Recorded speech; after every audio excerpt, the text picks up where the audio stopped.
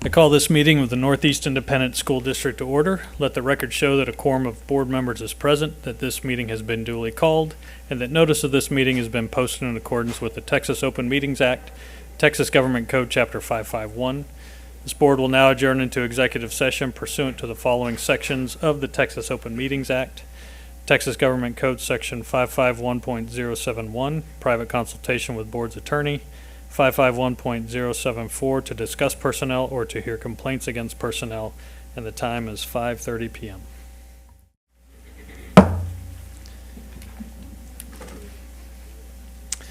The board will now convene an open session, and the time is 6:17 p.m. On behalf of the trustees, I would like to welcome you to this evening's meeting of the Northeast ISD School Board. This is a business meeting of the board held in public. We appreciate your attendance and request your respectful attention. We welcome your comments during matters from the floor section of the agenda. If you signed up to address a specific action item, you will be called at that particular time. We wish to emphasize that this is a business meeting of the board, and while those in attendance may disagree about issues, it is our expectation that everyone will conduct themselves in a respectful and professional manner, and we ask for your cooperation in avoiding disruptions. But most importantly, I'd like to remind you that it is the mission of Northeast to challenge and encourage each student to achieve and demonstrate academic excellence, technical skills, and responsible citizenship. Item 5, Invocation and Pledge of Allegiance, Castle Hills Elementary, Ms. Corey Carroll. Good evening, Mr. President, board members, Dr. Micah, executive staff, and guests. I am Corey Carroll, the lucky principal of Castle Hills Elementary, Northeast ISD's only year-round campus and proud feeder of Legacy of Educational Excellence Lee High School. It is with great pride that I introduce two exceptional students from our campus who will lead this evening's invocation and pledges. First, it is my pleasure to present a remarkable student who will lead us in tonight's invocation, Ms. Naomi Bea. Naomi is not only an outstanding academic achiever, having maintained all A's and B's last school year, but she is also an active leader in a variety of school activities. She has contributed her talents to our choir, the Mighty Mallets, which is our ORF ensemble group, and the student-to-student program, where her leadership and enthusiasm have truly shown. Naomi has also been a key member of our Castle Hills News crew, leading our live campus announcements each morning with poise and confidence. We are honored to have several members of her family here this evening, her father, Mr. Caleb Bea, her mother, Miss Jana Bea, and her younger brother, Lucas Bea. Would you please stand and be recognized?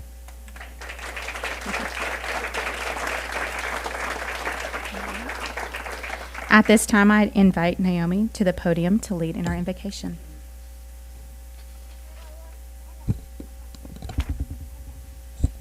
Let us pray.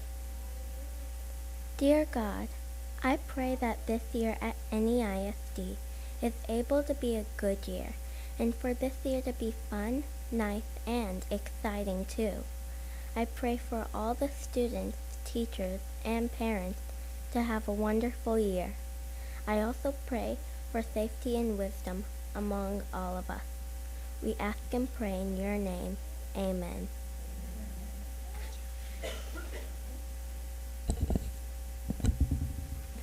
I am equally honored to introduce the student who will lead our pledges this evening, Miss Lexi Segal. Lexi is a dedicated and accomplished student who has made lasting impact through her academic success and leadership at Castle Hills Elementary. Last year, she earned a place on the AB Honor Roll, receiving only 2 B's the entire school year. She also served as a student ambassador, representing our campus at leadership events both on and off campus. Lexi leads by example, inspiring her peers through her commitment, her kindness, and determination. We are delighted to have members of her family here as well tonight. Her mother, Miss Elaine Segal, her stepfather, Mr. Mark Gabich, her grandfather, Mr. Jacob Segal, and her grandmother, Miss Melissa Segal. Would you please stand and be recognized?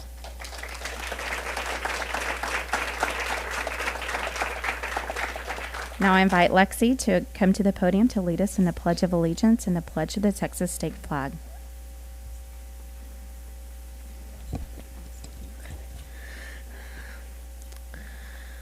Please join me in the Pledge of Allegiance. Ready, begin. I pledge allegiance to the flag of the United States of America and to the republic for which it stands, one nation, under God, indivisible, with liberty and justice for all. And now for the pledge to the Texas state flag.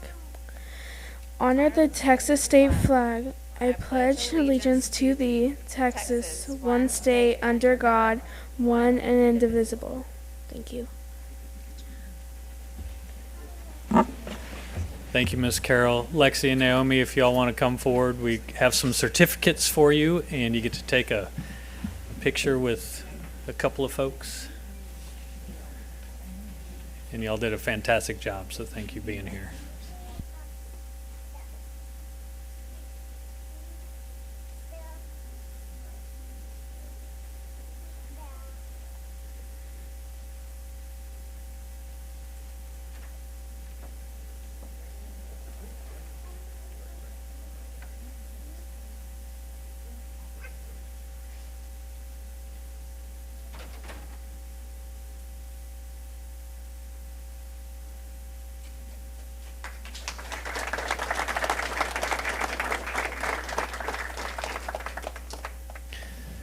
Thank you all again for being here, Ms. Carroll. I hope the first few weeks have gone well. So, perfect. I'm glad it's been amazing.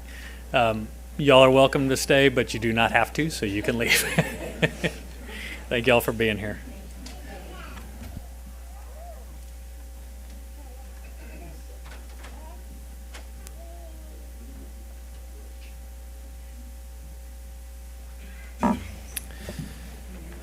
Item 6, we have recognitions, a president's comments and acknowledgement of special calendar events. We don't necessarily have any coming up in the next few weeks that are been provided to us, but it is the first day of school for most everybody except for Castle Hills. So I hope everybody got up, got there. Hopefully you don't have too much homework. But anyway, I understand that the school day started pretty well. I think we're all good. We had some other neighboring districts, I think, had some power issues, so we'll say a little prayer of thanks that we got through that one. On a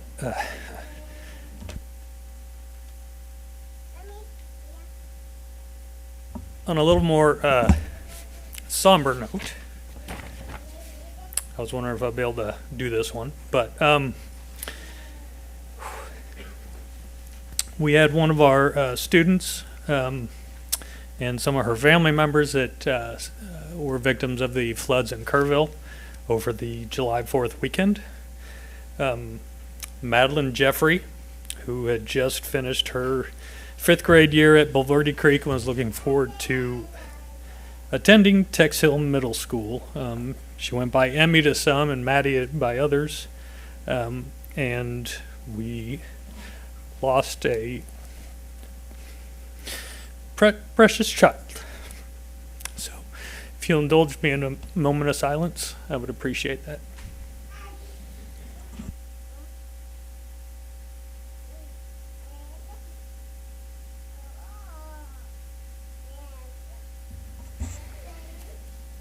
Thank you, and hug your loved ones, and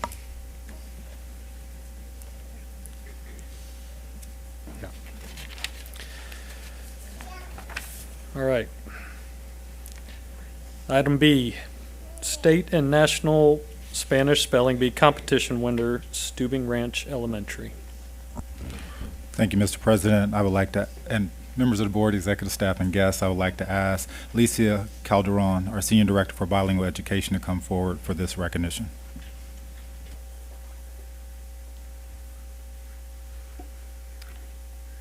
Good evening, Mr. President, board members, Dr. Micah, executive staff, and guests. Tonight, I am honored to recognize an extraordinary student whose dedication, talent, and perseverance have brought pride not only to her school, but to our entire district. Danae Tinajero, who recently completed 5th grade at Stubing Ranch Elementary. Joining Danae this evening are her proud parents, Ms. Vanessa Enriquez and Mr. Cesar Tinajero, along with other family members. Also here to celebrate her are Ms. De Hoyos, which is a bilingual coach at Stubing Ranch, Ms. Cags, Danae's 5th grade teacher, And we also have two previous bilingual teachers, Ms. Reed and Ms. Hassel. Danae's journey began at her campus, where she won first place in the Steuben Ranch Spanish Spelling Bee competition. From there, she advanced to the district competition, then on to the regional level, where she earned an impressive second place after multiple intense rounds of spelling. Her performance at regionals qualified her to represent Region 20 at the State Spanish Spelling Bee in El Paso this past June. With only 3 weeks to prepare, Danae approached the challenge with remarkable discipline and grace. After over 7 hours of competition against 32 of the best spellers from across Texas, grades 4 through 8, it's important that you remember that, 4 through 8, she emerged as the first place state champion. Just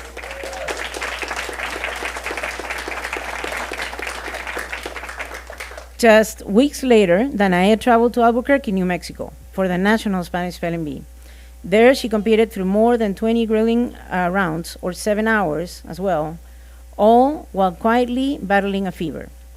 Against students as old as 8th grade, Danae earned second place nationally, a testament of her strength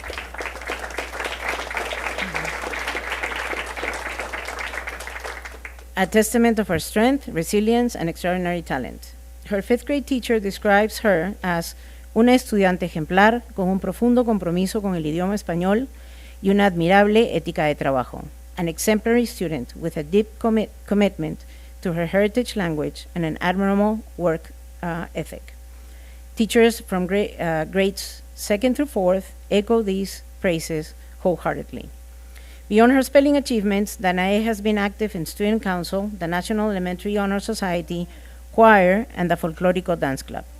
Her coach notes that Danae's calm, composed demeanor on stage, showing no fear, no hesitation, only quiet confidence and focus, was what truly sets her apart. Danae Tinajero is more than a spelling champion. She is a shining example of what happens when hard work, passion, family support, and community encouragement come together. It is with great pride that we recognize Danae Tinajero, Texas State Spanish Spelling Bee champion and national second place winner. Please join me in celebrating her remarkable accomplishments.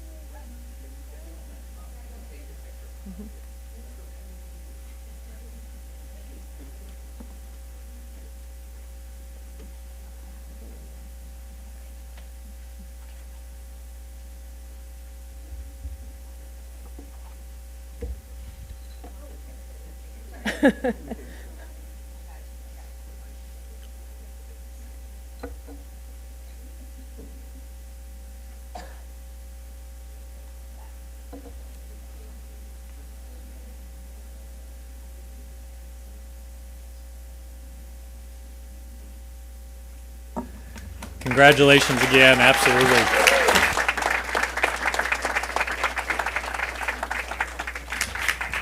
Fantastic job, and we'll let you give Dr. Micah a spelling bee test and see if he can pass it. So thank you all for being here, and congratulations again. And they too can leave. Oh yes, and you are also free to leave if you would like to leave. You do not have to stick around. All right, item 7. We're going to go matters from the floor. The trustees welcome comments from members of the public during this time of the meeting. Generally, board members do not respond to public comments during the meeting, although members may request further information or a future agenda item on a matter raised during public comment. As explained fully in the board's written procedures for this time, the matters from the floor portion is a limited public forum. Accordingly, speakers may present on a topic related to district business for up to 3 minutes, but are not permitted to make 1, personal complaints about an individual staff or board member that should be raised using the district's grievance policies, 2, personnel action, 3, a student disciplinary matter, 4, a complaint about a particular student, or 5, pending litigation. Any person who persists in speaking on these topics after being directed not to do so will lose the remainder of their time to speak and may lose their privilege of addressing the board at future meetings. If you signed up to speak on a specific agenda item, you will be called up when the board reaches that specific item. Please remember that this is a business meeting of the board. Any person or group engaging in outbursts of any kind causing disruption to the meeting will be warned, and if they persist, will be removed from the meeting. This is to ensure that all speakers have an opportunity to make comments without interruption, and that the board members are able to pay full attention to speakers without any distractions. We also welcome written comments at any time through email at board@neisd.net or by mail, care of the Superintendent's Office at 8961 Tesoro Drive, 6th floor, San Antonio, Texas, 78217. Our Board Secretary, Ms. Lisa Thompson, will call your number, and she will also be the timekeeper for your allotted time. Number 1.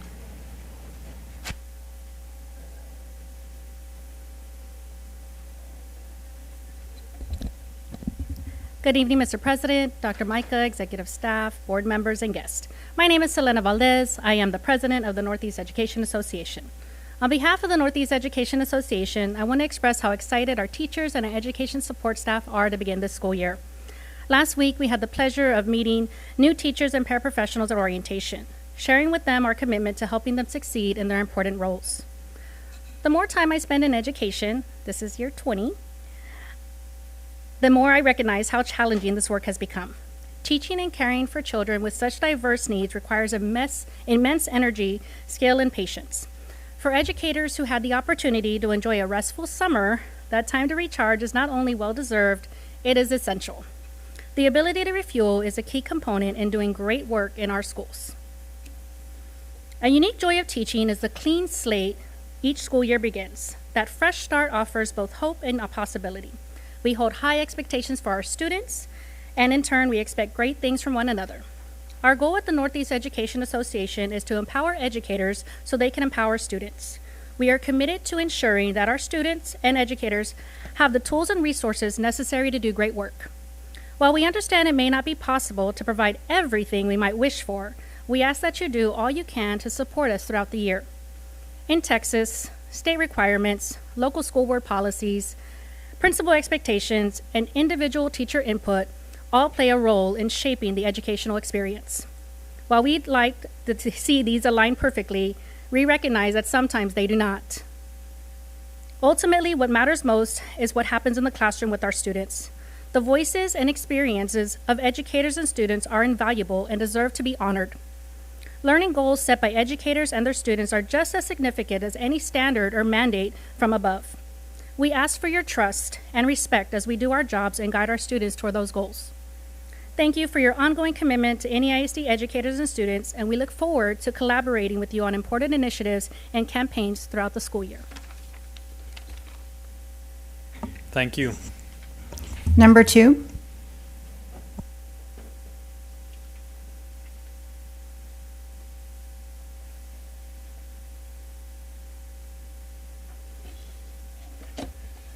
Thank you. President Byer, members of the board, Dr. Micah. My name is Tom Cummins, and I'm representing Northeast AFT. Our president, Patsy Esterline, is ill tonight.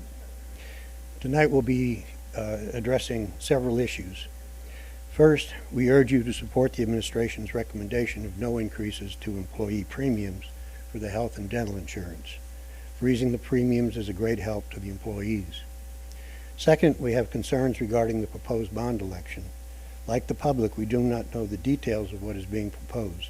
Will 3 months be enough time to educate the public and the employees to the perceived needs? We do know that with other items likely to be on the ballot, the NEISD message could be lost. Third, regarding recent legislation that has passed, we appreciate your opposing the posting of religious documents in the classroom and seeking relief in the courts. NEISD has many students who would not feel welcome in NEISD if they were to be posted. Fourth, under Senate Bill 12, teachers and support personnel have been directed to call students by their birth certificate first names, not the names their parents chose for them to be called at school. Ironically, birth certificates can't be required for enrollment, and NEISD has no board policy which is required. However, employees have been threatened with unspecified severe discipline should they call a student by the name preferred by either the parents or the student. Teachers want to know what the discipline will be for someone who violates this, as in some instances they could be in the middle of the argument between the parents and the school. AFT is requesting that you seek an injunction and legally oppose this law as unconstitutional on both the district and its students. Fifth, in a month or two the district budget will be clear. At that point, AFT requests that you review the pay of paraprofessionals and auxiliary personnel for pay increases. With the early Trump tariffs causing inflation to rise to 2.7%, the picture will be much worse when the recent Trump tariffs show their effect, as at-will employees, paraprofessional, and auxiliary employees' pay may be increased at any time. Please consider a mid-year pay increase for those pay families. Thank you very much for your attention. Thank you. Number 4.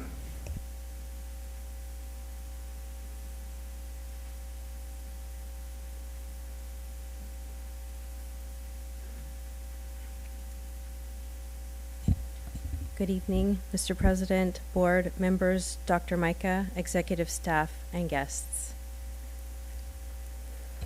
This is my first time doing this. I'm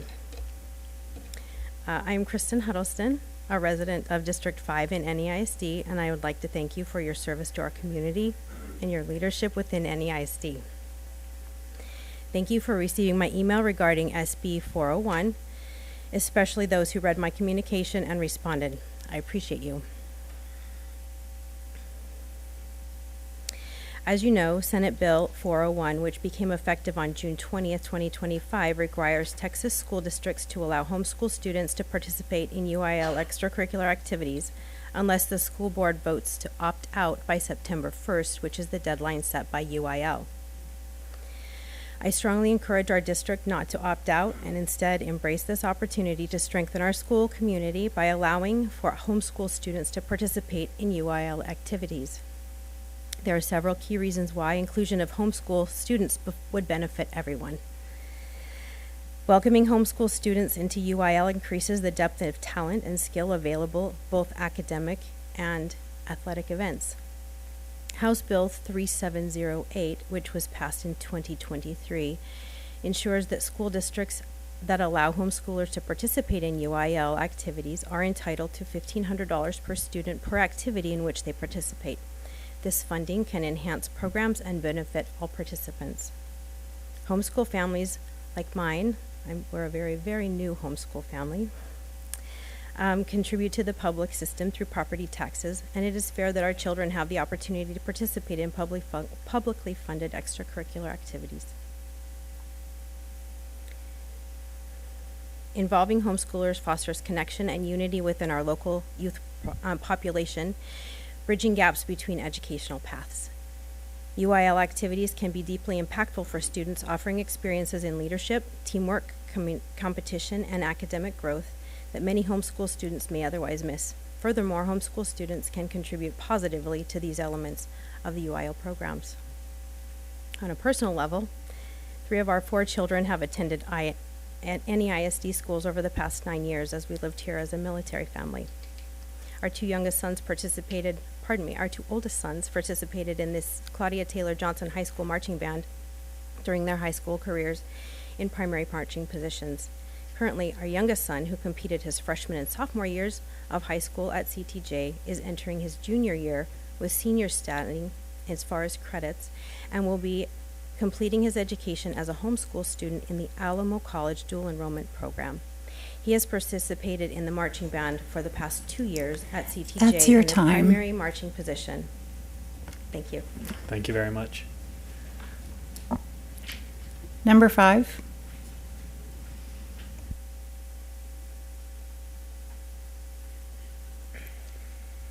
Hello. Today I started my 10th year of teaching. I was so excited to decorate the new classroom I moved into and to begin planning teaching strategies with my co-teacher. Then I walked into the first day of teacher orientation last week and was hit with a dose of reality. There are support staff returning not knowing how they will support their families when the pay raise given by the district doesn't cover the cost of inflation, when those in teacher leadership positions that do not qualify for the state raise, and the district is not speaking up for them or planning on giving them a raise in any way to compensate for the additional duties that are required of them on campus. Our department budgets for supplies were cut again. This is the third cut in 4 years. And now as individual teachers, I've been told we can be sued, fined, and lose our teaching license if we don't have proof that we're following laws that we have been given little to no guidance on. I want to start by saying I know what the new bills say, and I understand you must comply with those laws when writing policy. I spent the summer advocating for education and fighting against many of these new House and Senate bills. I spent all last week asking questions about what these laws look like in my classroom and being told I don't know. Or being told something completely different than my coworkers that work at other campuses in the district. I'm not blaming my administrators for this because they're probably telling me what they know as they hear it from the legal team. But how are so many different administrators at different campuses telling teachers completely different things? The board adopted policies on books, technology, and the student handbook 3 days before the start of the school year, so we are left scrambling to make sure we're in compliance. And SB 12 wasn't even mentioned. Teachers across the district have been told so many things. I teach at the high school level, and I was told that nicknames are fine if the nickname is part of the student's name on the roster or is part of their initials. That is unless it's something like Alexandria, who chooses to be called Alex, because that could be seen as problematic, even though that's still part of the student's name. I have boys named Ashley and girls named Parker and Connor in my class. My brother goes by DJ, and my best friend, who is a girl, also goes by DJ. So that doesn't make any sense to me. How am I supposed to build these strong relationships with my students when I'm not allowed to call them by names they've used their entire lives? Citing SB 12, another high school campus told teachers if a student mentions dating another student, we have to report that to parents. When asked if that includes dates to dances like prom and homecoming, they didn't know. Another campus said if a student writes a different name on their paper, I must report that to parents and make the student change it or refuse to give them a grade because I don't have a student by that name on my roster. That is chaos. Saying we have until September 1st doesn't make us feel better. We have a board that hasn't voted on a policy about a law that hasn't gone into effect, about something we don't even do, but I definitely will have consequences for. Teachers need guidance, support, and grace as the school year begins, and it feels like we don't have it and we're not going to get it anytime soon. Without guidance and clarification, mistakes are going to be made, and leaving this up to individual administrative staff is leaving room for interpretation that is in fact creating chaos.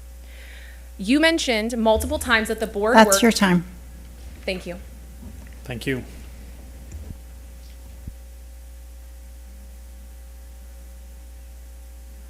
The mic's not on, pardon me. Number 9.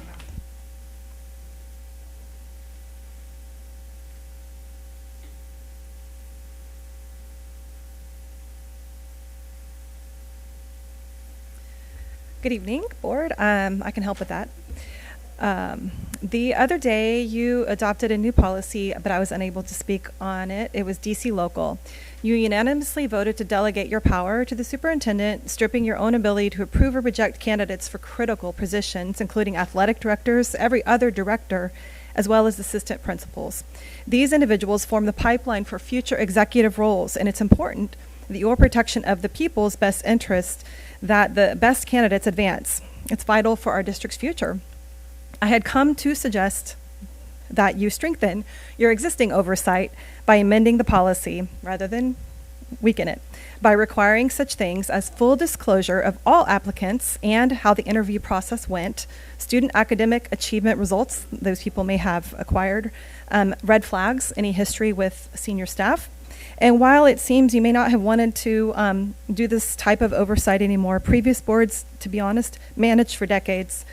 I was going to ask you to consider what if your policies shifted to initiate the hiring process earlier to attract stronger outside candidates, as I have heard that our process lags behind other districts. Don't know if that's true, just what I heard. I am concerned that if a future board wants to restore their oversight, we might now see a good trustee being attacked by a corrupt one with gaslighting, saying, "Why don't you trust our staff?" It would be a disgraceful thing to do, but I've seen it happen as a silencing tool for someone who's over target. It is always honorable for a public servant to seek transparency and accountability. Now to the neon sign. We're all getting legislative briefs here tonight. To the neon sign about to be installed over your heads, House Bill 4623. Effective next month, this historic child protection law will remove your government immunity in certain circumstances when an employee, no children here, sexually abuses or grooms a student. I want to make sure there's no kids here. Each of you will face the potential of a civil lawsuit for gross negligence in things like hiring. This means to me that a laissez-faire or rubber stamp approach will not cut it for school boards across Texas. House Bill 4623 inspires more attentive oversight, including on things like hiring, not less. Boards will have to shift to a culture of see something, say something, and prevention of sexual abuse and grooming. Many pretend these crimes aren't real, as if it is offensive to school employees if we talk about it. But that's a silencing tool that only protects predators.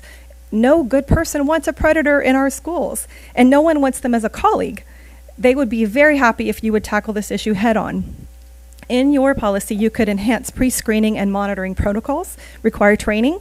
I could describe that for you later. Actively dig into current and past misconduct allegations and TEA investigations to find out where you have weaknesses so that you can legally protect yourself by installing best practices and no chance of being accused of gross negligence. That's your time. Etc. Thank you.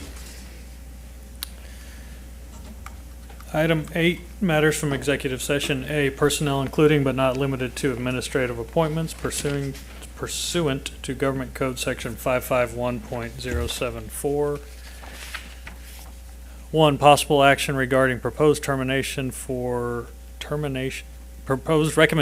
termination of Chapter 21 continuing contract employee. Do I have a motion to approve as presented? So moved.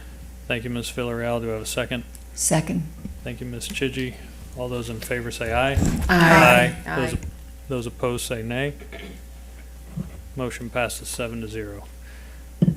9, presentations. A, campus consolidation update. Ms. Chancellor.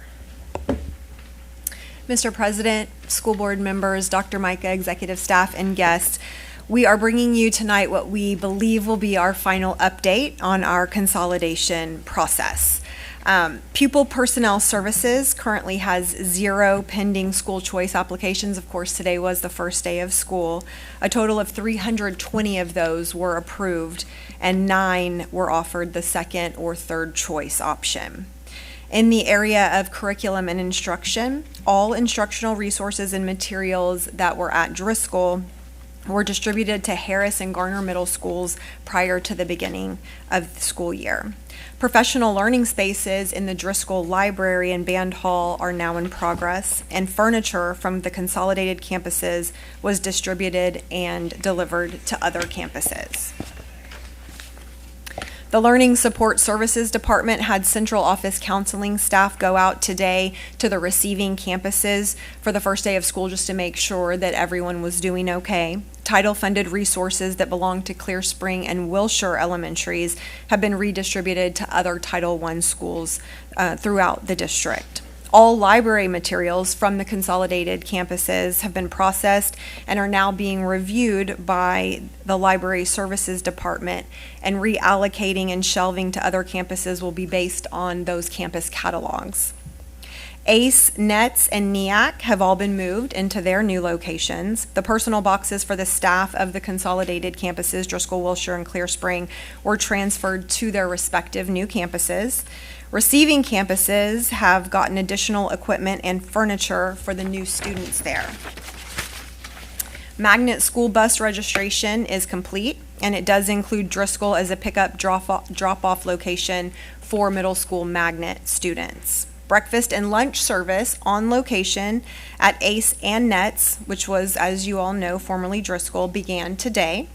1 sergeant, 11 NEPD officers, and the Security and Safety Department have all been relocated over to Wilshire. ACE bus shuttles will begin tomorrow. As far as technology goes, consolidated student devices have been distributed to all of the receiving campuses. Relocated campuses have received administrator-requested items, and we're in the process of removing equipment from the previous NEAC location. Under the special education category, net staff and resources are all now fully relocated. Campus program coordinators were at receiving campuses to support students and parents. Special education resources from consolidated campuses are continuing to be relocated based on student need. And lastly, security cameras have been relocated from the previous NEAC location to the new NEAC location. And we are all here to answer any questions that you all may have. Thank you, Ms. Chancellor. I'll open it up for questions. Ms. Villarreal, do you have any? Oh, you had your microphone. I'm so That's okay. Ms. Shelton. Ms. Chancellor, thank you so much. You know, this is my favorite report, and I'm really sad that this is the last one I'm going to receive. So let me make the questions good. On the first page, professional learning spaces, what does that mean? So currently, we've been using 614 or wherever we can find large group spaces, whether it's reading academies, math academies. That's where teachers come in and get their professional development. This will help us minimize our activity on the elevators and keep them operational, but also create a space where they spread out more and be more engaged in their learning opportunities. So this is for professional development for staff. Awesome. And then my second question is title on the second page under learning support services, title funded resources. What are those resources referring to? It's a gamut of resources. So some of our schools are labeled as Title I, which is based on economically disadvantaged. We receive additional dollars from the federal government, and so what we did is carefully make sure those materials are transferred to other schools that are identified as Title I who also receive federal dollars. That ensures that students who qualify for those resources still have access to those resources. And help me, I maybe should know this, but one of the schools that our Title I's kiddos were going to is not a Title I school. So how are we supporting? Yes. So we actually went through, and one of them was, I think it's Northwood, is where the school is. And so what we did, working with Learning Support Services, we added an additional family support service person over there and really decreased a position out of my office so that way we can support that campus. Thank you. And I want to say I really, really do appreciate this report. I laugh and say it's my favorite, but it's my favorite because when we decided to consolidate schools, that was really hard for all of our families, particularly in SMD2, and the transparency of allowing our staff, our community to know what was happening and be able to ask questions was really important, is really important. And so I appreciate the effort and the time that it took for you guys to put this together every month and make it available not just for the Board of Trustees, but for the larger community, and the care that you took to get my Wilshire babies and the rest of the children from Wilshire to East Terrell Hills or Northwood or wherever they ended up, and make sure that and have that happen seamlessly. So thank you very much. I appreciate you. The technology equipment at NEAC, what is happening with that infrastructure that we're taking out of NEAC? I think that's what we said.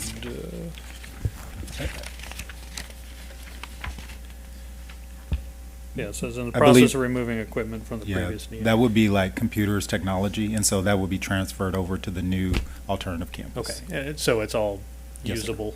Yes, sir. Anything that's usable, and we're tracking dates of purchase and expiration dates of each equipment, mainly giving them the newest equipment so that way they can be operational. Okay. Similarly, we talk about the cameras being moved from the old NEAC to the new NEAC, and I guess, is that to supplement what was at the current campus location, or is there something, are we having to replace some of the cameras that were at the current Clear Spring campus? Could, if the need is there. And so what they did is really an inventory of what the campus needs are. And then we're also housing a surplus because of the consolidation, so that if any campus is running short of certain equipment, we would be able to repurpose that accordingly. Okay. And then the question I ask each one of these is, where are we with the cost savings that we had conveyed to the community about our plus or minus $5 million, and where are we accounting for all that? Yes, sir. We're gathering the information, making sure that we catch all the different costs and charges and changes. So we're hoping to bring something to y'all in the next month or so. I think it was during budget study session, though, Mr. Villarreal, that Ms. Lackhorn talked about around $6 million. Oh, yes, I'm sorry. Time, correct? I thought you wanted like the final. Well, I think eventually we would like to see that. Well, we'll bring that up at some point, but I do remember the $6 million. Yes, I just sir. wanted Yes. to make sure we were still. Yeah, we had thought it was a little less than 6, and as we started adding up, it was a little north of 6. Okay. Any other questions, Ms. Villarreal? ACE, the ACE program is near and dear to my heart. I love that program. Have we been able to start the expansion process yet? We're actually in a design year, so this year it was moving ACE to the new location. We've met, and so we'll start the process for the ACE Part 2, so that the next calendar year, students will be able to start in that program as well. Oh, that's exciting. Thank you. Any other questions or comments? All right, seeing none, thank you very much for the update, and I'm glad it's going on track, or went on track. Item 10, Superintendent Comments. Dr. Micah.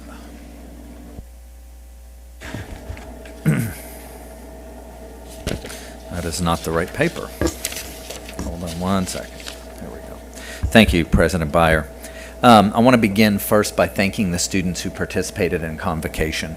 For those of you that were able to attend, and some of you that attended them all, they truly were the stars of the show. In fact, today, when I was out visiting campuses for the first day of school, I ran into a couple of those students. So I got to hear from them afterwards and how much they appreciated getting to go up. I will say that I talked with several teachers who gave me some feedback on it, and of the 5 teachers that made a comment to me today as I was walking campuses, the one really stood out. All 5 liked the student format, but one said to me, and it was in your SMD, Miss Landry, who said, Dr. Mike, that was the best convocation ever. Some of those things were tough to hear, but quite frankly, we need to hear them, and we need to remind ourselves of some stuff. And it just really stuck with me. So I want to thank those parents, those students, for agreeing to participate. And ladies and gentlemen, I do plan to bring all of those students, or at least invite them to board meeting in September to recognize them one night just for doing it. So that one young lady who said discipline by proxy, I'm still, you know, I'm trying to think as a 4th grader if I knew that word. She was incredible. Congratulations to Roosevelt Senior Ayana Gomez. She spent part of her summer break going to Washington, D.C., where she was honored for winning a congressional art contest. She got to meet members of Congress, and now her art will be proudly displayed in the U.S. Capitol for the next year, letting everyone get a taste of writer pride. The United Way recently provided 1,400 of our teachers with free bags of school supplies. They made sure every teacher in Madison, Lee, MacArthur, and Churchill clusters got supplies, and next year they plan to provide bags of supplies to our teachers in the Johnson, Reagan, and our Roosevelt clusters. Our family specialists and liaisons hosted a back-to-school bash at Littleton Gym. It was a huge success, and they had a great turnout. In fact, the line was wrapped all the way around the gym. Students got free supplies, haircuts, immunizations, and shoes. And last but not least, also over the summer break, the Tex Hill Middle School Band earned 6th place at the Texas Music Educators Association 3C Honor Band Competition. This competition is one of the most competitive and prestigious contests in the state of Texas for band programs. So way to go, Tex Hill. Thank you. Thank you, Dr. Micah. It's always good to hear good things happening. All right. Item 11, Board Business. A, discussion and possible action regarding lease agreement with Morgan's. Dr. Micah. Thank you, Mr. President. As you know, we've been discussing this off and on. At this time, I would like to invite, I'm looking to see if they're here, Mr. Hartman and Dr. Fields. There they are. On up to the mic. Thank you, Mr. Gattell, for pulling that up. As you all know, I think most people know Gordon from the TV and our commercials. And then Dr. Fields is the man who, he's Oz behind the curtain. He makes all the magic happen, right? So I'm going to turn it over to those two gentlemen for a brief presentation. Well, thank you very much. First of all, my name is Gordon Hartman with Morgan's. President Byer, members of the board, Superintendent Micah, thank you very much for the opportunity to be here this evening. I'm going to give you a brief background on what opportunities we have already seen at the Longhorn Quarry, which obviously is right next to your stadium there at the intersection of Thousand Oaks and Wurzbach Parkway. Much of what we've been able to accomplish and that you see on that screen there is because of work that we have done alongside Northeast Independent School District. Morgan's is 100% dedicated to everything that we do is about inclusion, about bringing an opportunity for those with and without special needs to play together, to interact together, to work together, and to learn together among any other opportunities that may exist in that respect. As you will see there, Morgan to the far right of that screen was where we started with Morgan's Wonderland, which opened 15 years ago, which is hard to believe, back in 2010. Since then, about 3.4 million people from all 50 states and 123 countries have visited Morgan's. We then, in 2017, opened up Morgan's Inspiration Island, which is basically the same concept of Morgan's, ultra accessible, fully inclusive, but we added water. What is north of this area, and we started in 2000, was the development of Morgan's Camp, which is a camp that sees between 5,000 and 6,000 campers per year. That is also ultra accessible, fully inclusive. At that same time, we began building of Morgan Sports, which is on the northern end of the parking lot of Heroes Stadium there. That was an opportunity for us to begin 14 different sports programs for individuals with special needs and without special needs to come together and play, all the way from pickleball to soccer to tennis to volleyball to all types of sports that you can imagine. We're in the process now of actually renovating and updating that gymnasium to a wood floor and actually adding additional pickleball courts. Pickleball is incredibly popular, as I'm sure all you guys know, and the need for that. And the rules are great because those with special needs are able to play pickleball. And it's something that we very much want to have engaged at Morgan Sports. After we finished Morgan Sports, and actually while we were under construction on Morgan Sports, we started the large facility you see there at the corner of Thousand Oaks and Wurzbach Parkway, known as the Multi-Assistance Center, Morgan's MAC. That facility, being 165,000 square feet, covers an array of different collaboration with many different entities that allow us to assist individuals with an opportunity to get medical, therapeutic, and social determinants of health taken care of in that building. Not only do we also do that in those activities in that building, but also we work with many different agencies, not only in the city and the counties that surround us, but actually throughout the entire state, so that people are able to get items that otherwise they may not ever be able to get through proper navigation. All 165,000 square feet is fully finished out, which includes a salon, so that those with and without special needs can come and get a haircut. Can get your nails done. You may think that's a small thing, but we've had people come from all over the state to get their first haircut at Morgan's Salon.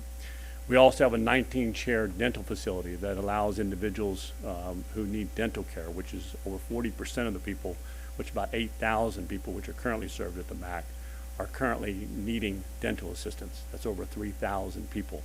And so our 19-bay facility allows for us to be able to attend to them. We also are underway and will open officially our surgical center this coming Thursday, but already it's under operation. And in 2026, we will do 6,500 surgeries in that facility for individuals who have special needs. In addition to that, if you move a little west, you will see Morgan's Wonder Care, which is a facility that is under construction right now and will serve as a facility for acute special needs individuals. These are individuals that many times are not able to leave their homes because of different issues that they have, very fragile medical conditions, and we will be able to serve up to 60 individuals there on a daily basis. That is part of also Morgan's Inclusion Campus, which will include Morgan's Institute, which is an institute that was announced last year and now has a president who has come on board to allow for us to take much of what Morgan's does and expand it, not only throughout the entire state, country, but also internationally. So that's what's going on in that area. If you move a little bit further west, and you've driven by recently, you will also see the construction of Morgan's Hotel, which will be the world's first ultra-accommodating hotel. Hotels do a great job of lodging, but they never ultimately deal with 100% of the population. Many times people who have special needs, whether it be cognitive or physical special needs, whether it be visual impairment, hearing impairment, etc., do not have what they need when they go to a hotel. We will be showing a whole new, different approach to how hotel and lodging should be done by the completion of Morgan's Hotel, which will open next year, October of next year. So I tell you a little bit of what we have done so far, but the reason I mention that to you is many of the things that I just mentioned would not be possible if it was not for the Northeast Independent School District. The Multi-Assistance Center would not be there. The sports facility would not be there. And the things that pretty soon our CEO is going to come up next and talk about are additional opportunities that we'll be able to give to individuals with special needs, because this board over the past years and hopefully tonight will continue the success that we've had working with you guys in respect to bringing about more inclusion, not only in this community, but for people all over the world. So with that, I'm going to ask Dr. Brent Fields, our CEO, and as Dr. Micah said, the Oz behind the curtain, to come up and present opportunities that exist with your approval tonight for us to move forward in adding additional amenities to Longhorn Quarry and to what surrounds the stadium there.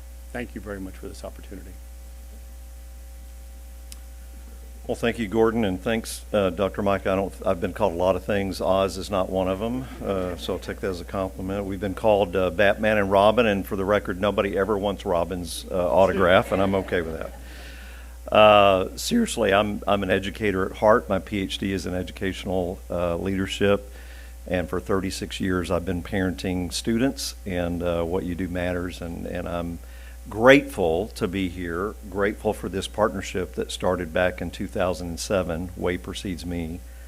I'm also proud to be here because I'm super proud of the impact that we together create for this community. And Gordon spoke a little bit about where we are, what we've done. I'm going to advance to a slide. It looks very similar, but it's different in that I'm going to highlight the proposed improvements and the community benefits that they represent. So if you'll just bear with me, and I'll use my I'll try not to hit the superintendent or president in the eye with this, but we're going to go clockwise. So let's start here. If you know this area, you'll know that is an open space that's underutilized. I understand that it's not uncommon for, and I'm a former band parent, for the band to practice there at regional events or such.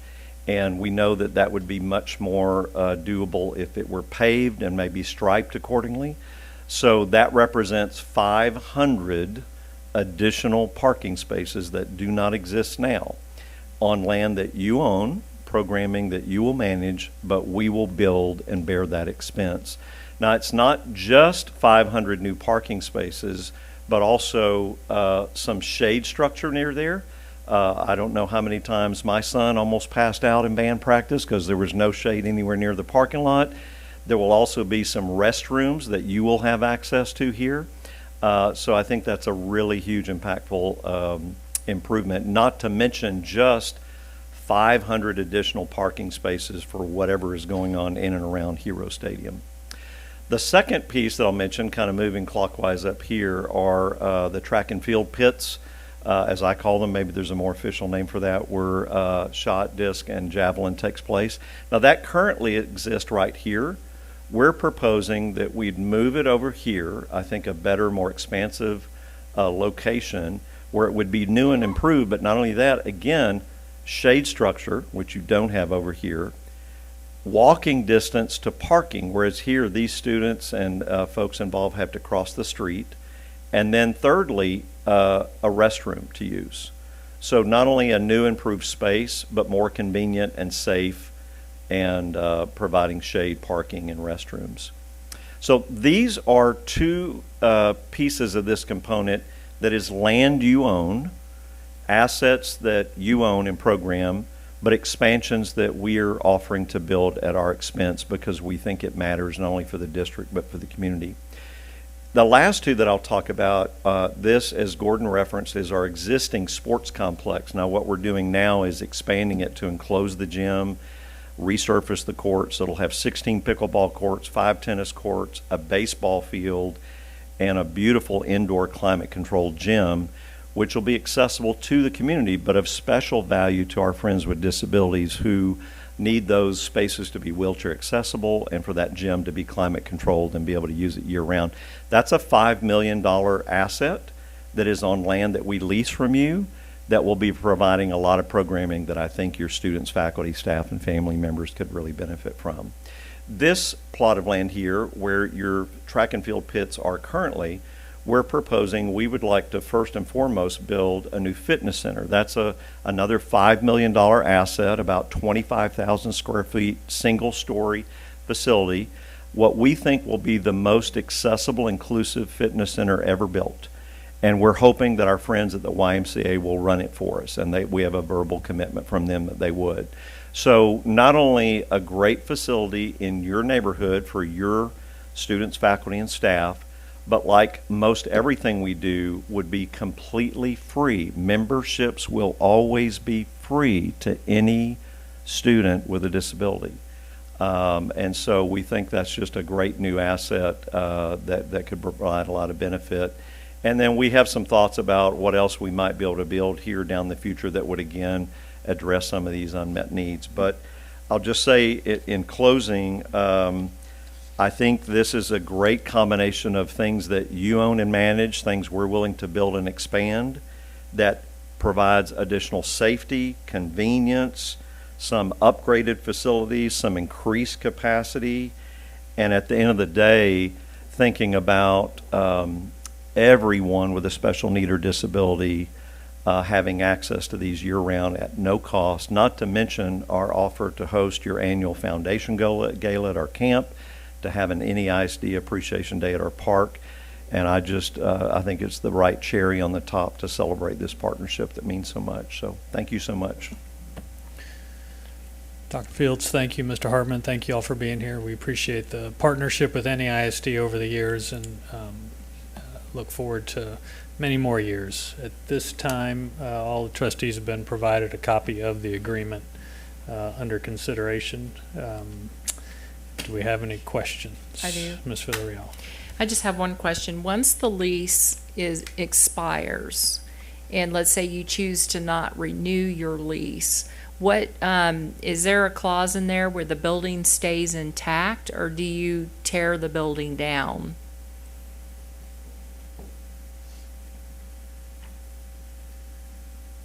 When the lease is up, we do not have any plans to not renew unless there's some reason you would not want us to renew. Let me make that clear, because of the large investment that we'll be making.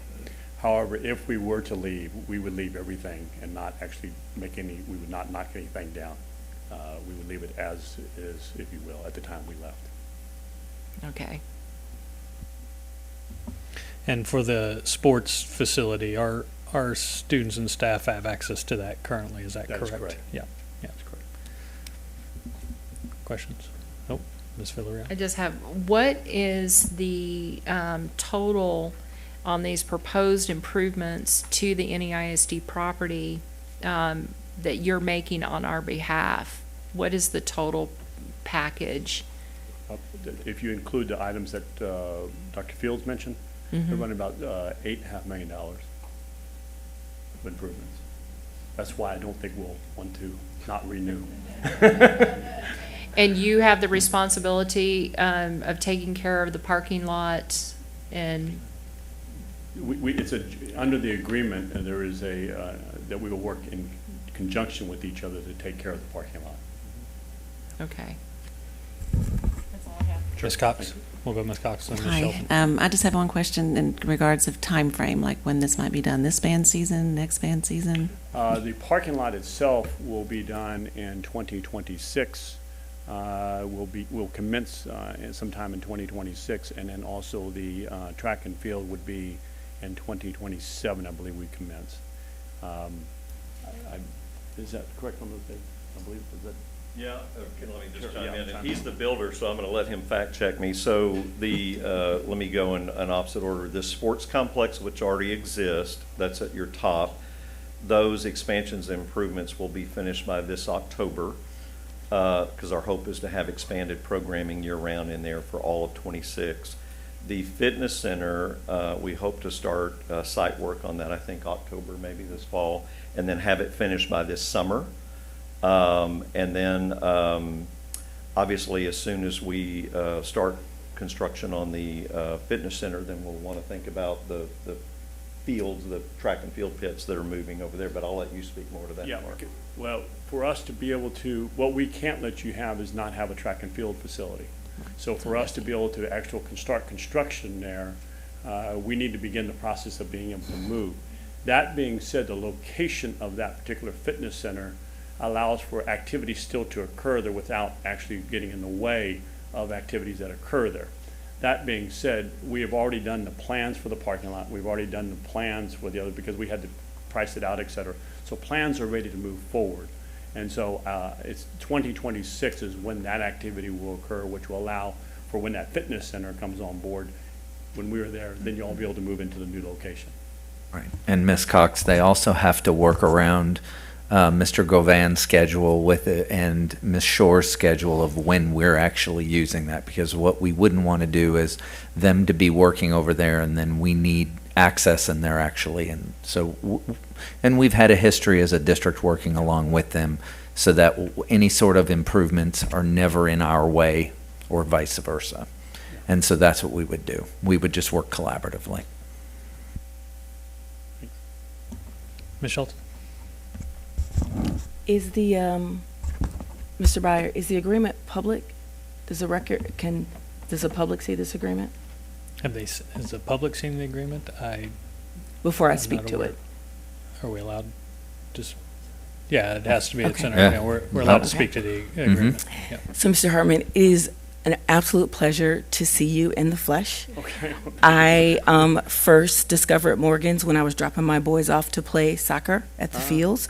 And I actually discovered the park from my friend Mariah Kilborn, who works at Shore Parks quite often, That's right. brought me into the park. It is an amazing place. I bring my niece and nephew who don't happen to be disabled, but it is a safe place for me to leave them and let them do their thing.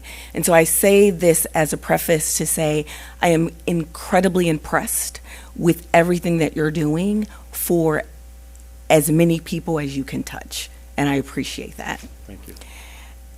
I'm going to turn this way to the board and say we are in about 3 agenda items going to potentially ask our taxpayers for $495 million to create and to upgrade our schools, to buy Chromebooks, to do the natatorium. We would be remiss, in my opinion, as a school board, when our teachers are asking us to pay more to our paraprofessionals, when we're going to ask our taxpayers to give us bond money to lease land for $1. I just, in good conscience, cannot, as much as I love a good partnership and I love everything that you're doing and I am for it and I will write a check, not a $5 million check, but I will write a check and support, because I do support the work. I just think based on what this district needs right now, to give you our land for free, we're not being good stewards, right? And I get 500 parking spots that we too have to help pay for, right? It's not that you're going to give it to us, but we have to help you upkeep. This is a shared responsibility, which I'm all about. But as we go to our taxpayers and ask them for $495 million, I can't also then say with good conscience, and I gave Gordon Hartman access to our land for 75 years for $1. Okay, actually, all that parking that we're talking about there is actually being paid by us, 100%. All 500 parking spaces. But the upkeep, right, if I read it correctly, we share in the upkeep. We share in the upkeep, but right now. We share in the 100 utilities.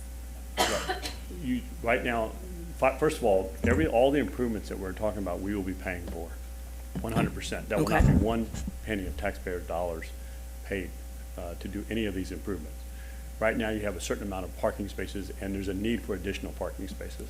Also, there's a need for lines and an area where the band can practice, et cetera, which we've been told numerous times have been asked for. That facility will now, that opportunity will now exist by the improvements that we will do, 100% at our cost. The facility that you right now have for track and field there will be upgraded tremendously from where it is. It will be larger.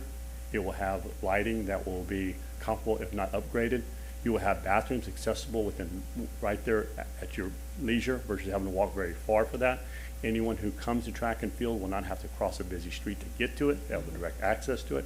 So there's a lot of improvements being made by us simply for the opportunity to be able to put the fitness center, which will assist individuals with special needs and the entire community. That's what we're asking to do, 100% at our cost. And I appreciate that. And it is a big, it's a significant investment. But I also have about 15 schools that need HVACs, right? So from my lens, and I may be the only trustee that feels this way, from my lens, I will have a hard time walking into SMD2 and saying, man, it would be great if you voted for this bond. And they say, didn't you just give Gardner Harmon land for? Help me with that conversation, right? That I'm going to have with my constituents, with the taxpayers who I'm going to ask for bond money to do the things that the Gordon report have told us, this big paper, are priorities right now. Would it be nice for us to be able to not have to cross the street, have more parking spots? Absolutely. And I'm not even looking on that side of the room for my track, volleyball, soccer moms who are, it's real every day. The parents will say, this is real every day, but so is a kid sweating in a classroom. So is my Chromebooks that are out of date by 3 years, right? And so I appreciate everything you say and I receive it. And I know that it's a big investment in us and commitment to us, and I appreciate that. I cannot in good conscience sign a 75-year lease. Oh, by the way, that supersedes the other leases and makes everything start over for 75 years for $1, because that's what this contract says. I won't at all debate with you because your job is way more important than mine. You've got 63,000 students depending on you to do the right thing for them, and I would never second guess that. So I won't do that, but I just want to speak to the why. And I'll be honest, I'm biased. I have a 16-year-old daughter with a fatal neurological disorder that until we moved here, we didn't know she could ever do any of these things. But Gordon and I often talk about not just our daughters, but the kids like in your district who not only have that disability, but they don't have the economic resources and the insurance that we do. So one of my favorite things about this, and it only works in all of the Morgan stuff because of our partnerships, is, you know, I'll take the park, for example. We never will charge anybody for an admission ticket. We had 150,000 people come to our park last year. 17% had a disability. We don't charge for parking. We let them bring their own food in the park. Now, I love my friends at SeaWorld, Six Flags, and Zoo, but tell me the last time you saw that anywhere. My point being is we're very frugal, and we're able to do those things on a thread because of all of these partnerships and debt-free assets. Because at the park alone, and I'm just kind of putting my kitchen table truth out there, our park barely makes it because the free parking, the bring your own food, the nobody with a disability buys a ticket, that's $2 million a year I lose in sales. So I'm not asking the community to pick up that tab, but I have to find other places to make it. That's not a debate. I don't disrespect what you're saying. And I appreciate exactly where you are. I just want to make sure we're on this, like, you understand I want you to understand my no vote. For sure. Right? For sure. Okay. Thank you. The parking situation with the maintenance and the upkeep, currently we bear 100% of that cost. Is that not correct? That is correct. And so at this point, this would be obviously supplementing that with this agreement. So we have a little bit of offset on that cost as well. Can I say yes, something? Ms. Villarreal. Okay. First of all, I look at it from a standpoint of my heart breaks every single day when I see, parents struggling with kids with disabilities. And so I'm on your side. The the cherry on top for me is the fact that you're going to make an $8.5 million improvement to land that you're leasing. And, you know, sometimes God calls us to do the right thing for, in this case, it's for the kids. And I'm all about the kids. And we also, the beautiful thing about it is our kids in our district will benefit from it too. And we won't have kids passing out because there's no shade. You know, you're making massive improvements. And I get it, it's $1. But the improvements that are being implemented are way more than $1. And that's just my thought process, because, you know, I drive by Morgan's and I see the kids having a good time, and, you know, to me, it just feels like we're being called to do something that's bigger than us. But that's just my thought about it. Thank you. Ms. Gigi?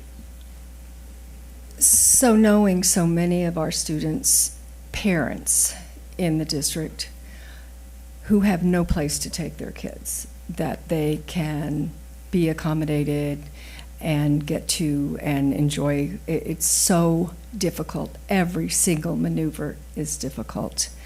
And for them to have this free space, and for a lot in return, our band kids will appreciate this. So I don't think, I think it is a win-win setting, and I do appreciate everything you do for our community, but I wouldn't, even if I appreciated it greatly, but we were getting nothing in return, I have to advocate and be fiscally responsible to the district. I do think this is a fiscally responsible agreement, so I appreciate that.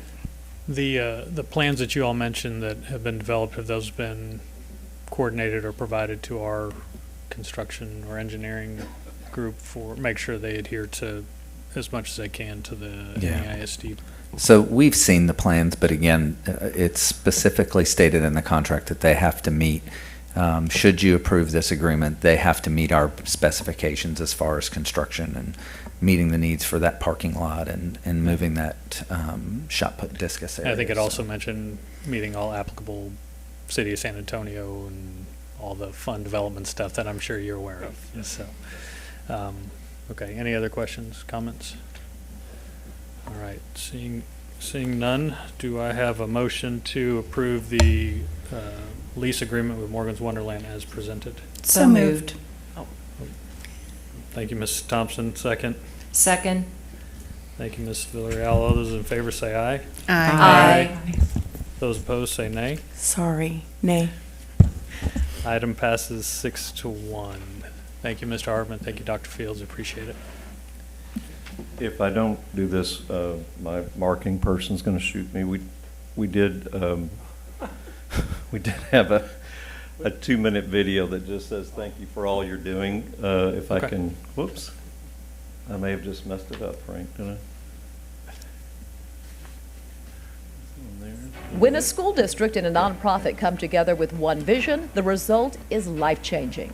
Morgan's and NEISD working side by side to build a more inclusive future for all. Together, we train Straps athletes at NEISD facilities like the dedicated field pits, creating opportunities for champions like Madison High School student Julia Gonzalez, recently honored with the Inclusive Sports Award by the San Antonio Express-News. Thanks to a 25-year lease on Morgan Sports, hundreds of athletes of all ages and all abilities now have a place to grow, compete, and thrive.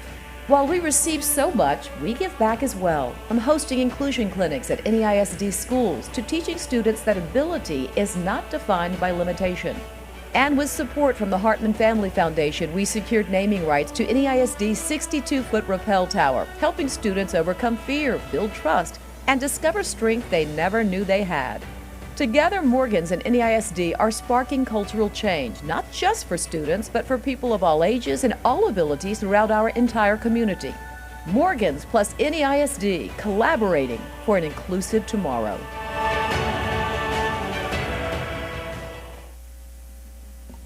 All right, thanks again. I appreciate it. Item B, School Health Advisory Council, SHAC, Bylaw Revision Recommendations. Mr. Tony Kamen, SHAC Chair.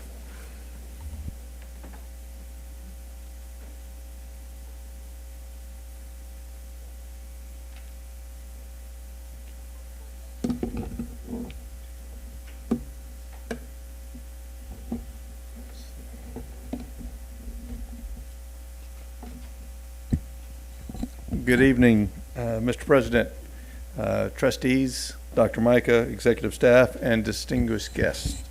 My name is Tony Kamen. I am the chair of the School Health and Advisory Council for the 25-2026 school year.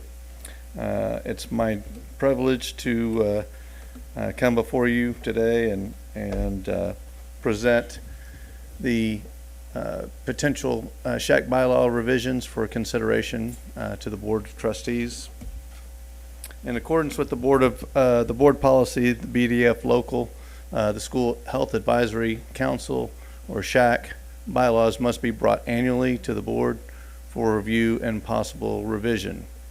It also states that the responsibility of the Board of Trustees upon the advice, counsel, and of the SHAC to establish and amend bylaws. These bylaws must be consistent with the state and board policies governing the SHAC. Any recommendations, changes to the SHAC bylaws must be voted on by the full SHAC membership prior to being recommended to the Board of Trustees for adoption. We did that. Members, what we did is each of the standing committees pulled together some suggestions. We then met as an executive board, got all of the comments and suggestions, put those together, and then presented it as to the full SHAC on the May 21st, 2025 meeting, and it was approved 22-0. So in the proposed changes, you'll see the deletions indicated with the strike through in red. The additions are indicated in blue with an underline. So we went through, and in section 2, we basically struck through the minimum of 4 standing committees. Obviously, that's what we had last year, simply because the SHAC was not able to meet until the spring of 2025. So we wanted to go ahead and strike that through, that we this 2025, 2026 calendar, and then the calendars coming behind that, we'll be able to meet more than just the 4 times. The other one is a strike through about the standing committees not to exceed 2 per month. Some of the trustees know that we had one standing committee that met basically met every week for 40 weeks as we were going through and reviewing the student health and the student sex education curriculums. And so obviously we didn't want to be hamstrung to limiting it to just 2 per month. So that was the reasoning there. We also wanted to do some formatting. There was standing committee was capitalized in some areas, and then standing was capitalized in one, and then there was some areas where it was not capitalized at all. And so we just tried to be consistent there. As to the meetings, we wanted to strike the votes from the paper ballot, so that if we do have in the future the ability to do digital ballots, we could do that. Simply the paper ballots just took too much time, and if we had to do a paper ballot for every vote that we had, including approving the bylaws, we wouldn't get any work done. So that was the reason why we did that. We did also strike the at no time records shall be taken, votes shall be taken, and we just change that to, at no time shall a record of individual votes be taken. As to the membership, it's very important to understand that we know that y'all, as a board, reviewed the number of members for the SHAC, and we really appreciate the deep dive that you took. One of the reasons why we felt like we needed to change this is because this past year we did struggle in in each of the standing committees of having representation from each of the SMDs, and so it is very, very important. And I know that you know this, but I'm going to say it on the record. It's very important that you, as a trustee, vet your people that you are assigning and nominating to the SHAC committee, because if they're not there, if they accept that role and then don't show up, that hurts your SMD. They don't have representation with whatever standing committee that is, as well as it prevents that standing committee from getting work done, because we can have a lot of discussion, but we can't move forward because we don't have enough members present. And so, again, I would just really emphasize to you as trustees to please vet your people. What we did is, because of that struggles that we had, we suggested that we increase the number of members from 4 to 5. That way we had a parent from the 4 parents, hopefully 4 parents, in each of the 4 standing committees, and then you had a community member that could fluctuate into whichever of the standing committees that they have an expertise in. Now, I do understand that it may be difficult to get 4 parents, and so you may have to have 2 community members. I'm okay with that, because as the chair of the SHAC, it was very important for me, I felt, to have someone with a health background in each of our 4 standing committees: nutrition, safe and healthy schools, PE and physical activity, as well as the sex education curriculum. So to me, again, if you're thinking of people that you can nominate for, or that you're thinking about nominating for the SHAC, if you have someone that has a medical background, that's fantastic, because again, I think that their expertise can be utilized in each of the 4 standing committees. So that was the reasoning why we felt like we needed to add a possible 5th member from each of the SMDs. As to officers, we just, again, tried to clean up. Instead of facilitator, we were using the terminology administrative liaison. And here we just, again, we're trying to provide some clarity, and so we struck the initial sentence from the standpoint of, felt like that was already kind of understood as to the what the standing committees are for, is to gather information, analyze the available data, and make those recommendations to the SHAC, and then report to you as the Board of Trustees.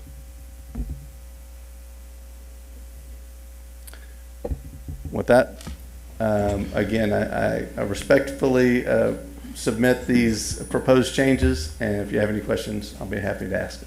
Right.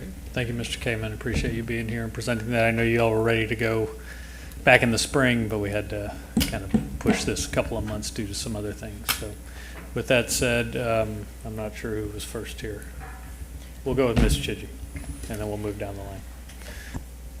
So I do understand the need to have the additional person, but if the my question is, and I think you said it, but I just want to make it clear, I understand there were attendance issues. Yes, ma'am. So if people that said they were going to come came, the numbers that we have would have been enough. Is that correct? It would have been enough, yes, ma'am. There were some standing committees. There were some standing committees that did, like I said, only had 2 people show up, so they were not able to get any work done at all during that breakout session. There were a couple of, we even had one in my own standing committee where, of course, it was an outside meeting, but we were not able to get enough to actually vote on any type of work. We could only discuss it. So as I understood it, if our people didn't come, we were going to remove them. That we talked about that. So we're changing the bylaws to protect people that don't attend virtually. Not necessarily, because that's still a provision in there. I think, I'm sorry, finish. No, but no, I want to hear. That provision's still in there. I think what Mr. Kamen is saying is that one extra person maybe helps with that pool of people that could show up. And I don't know if adding more people is necessarily fix that. I mean, they may be people that don't attend also. Yeah. And then I heard you say, if you can't find parents, which I'm not saying I can't, but you could have 2 community people. It doesn't say that here. That's correct. It does not state that in the bylaws. Before, in the bylaw revisions before this last one that we just went through, there was a limit to the number of parents and the limit to the number of community members. And we were trying to get distinction on is a community member someone that may have had children at some point, but now their children are no longer school age. They could be in college or they could be off married. And so they're still viable and very important to our community. And so we want them, and we want their the information that they can, their value to the school district as a community member within the SHAC committee. But then there was, again, debate back and forth. Well, we really need to have at least 4 parents, 1 for each of the standing committees. So this does not give us, we will need to have 4 parents and 1 community person. Okay, thank you. Thank you for your work. I know you put a lot of hours into this. Well, thank you. Go Ms. Villarreal and then Ms. Cox. Okay. I think we've kind of boxed ourselves into a corner in that I have multiple magnet programs in my district, and we pull, people in from all over the district. And frankly, I feel like personally, especially now working with this board, that we're all a community. And if I really think we boxed ourselves in. I have 2 open spaces because the people that are actually in my SMD3 district maybe don't have the time to do it. I don't know. But I have a lot of magnet parents who would love to be involved. Sure. But maybe they live in Marcia's district or, whatever. So I really think we need to revisit that. I think there again, we boxed ourselves in. And I think we need to look at a broader, because, we all have a stake in NEISD. And so I don't think we should discriminate, throughout the district. And I think got a little bit off track with that one. So I'd really like to open up a discussion about that, is maybe changing that policy where we are boxed in. Ms. Villarreal, I agree with you from the standpoint of the magnet situation. And again, we're presenting this from the SHAC as suggestions or recommendations.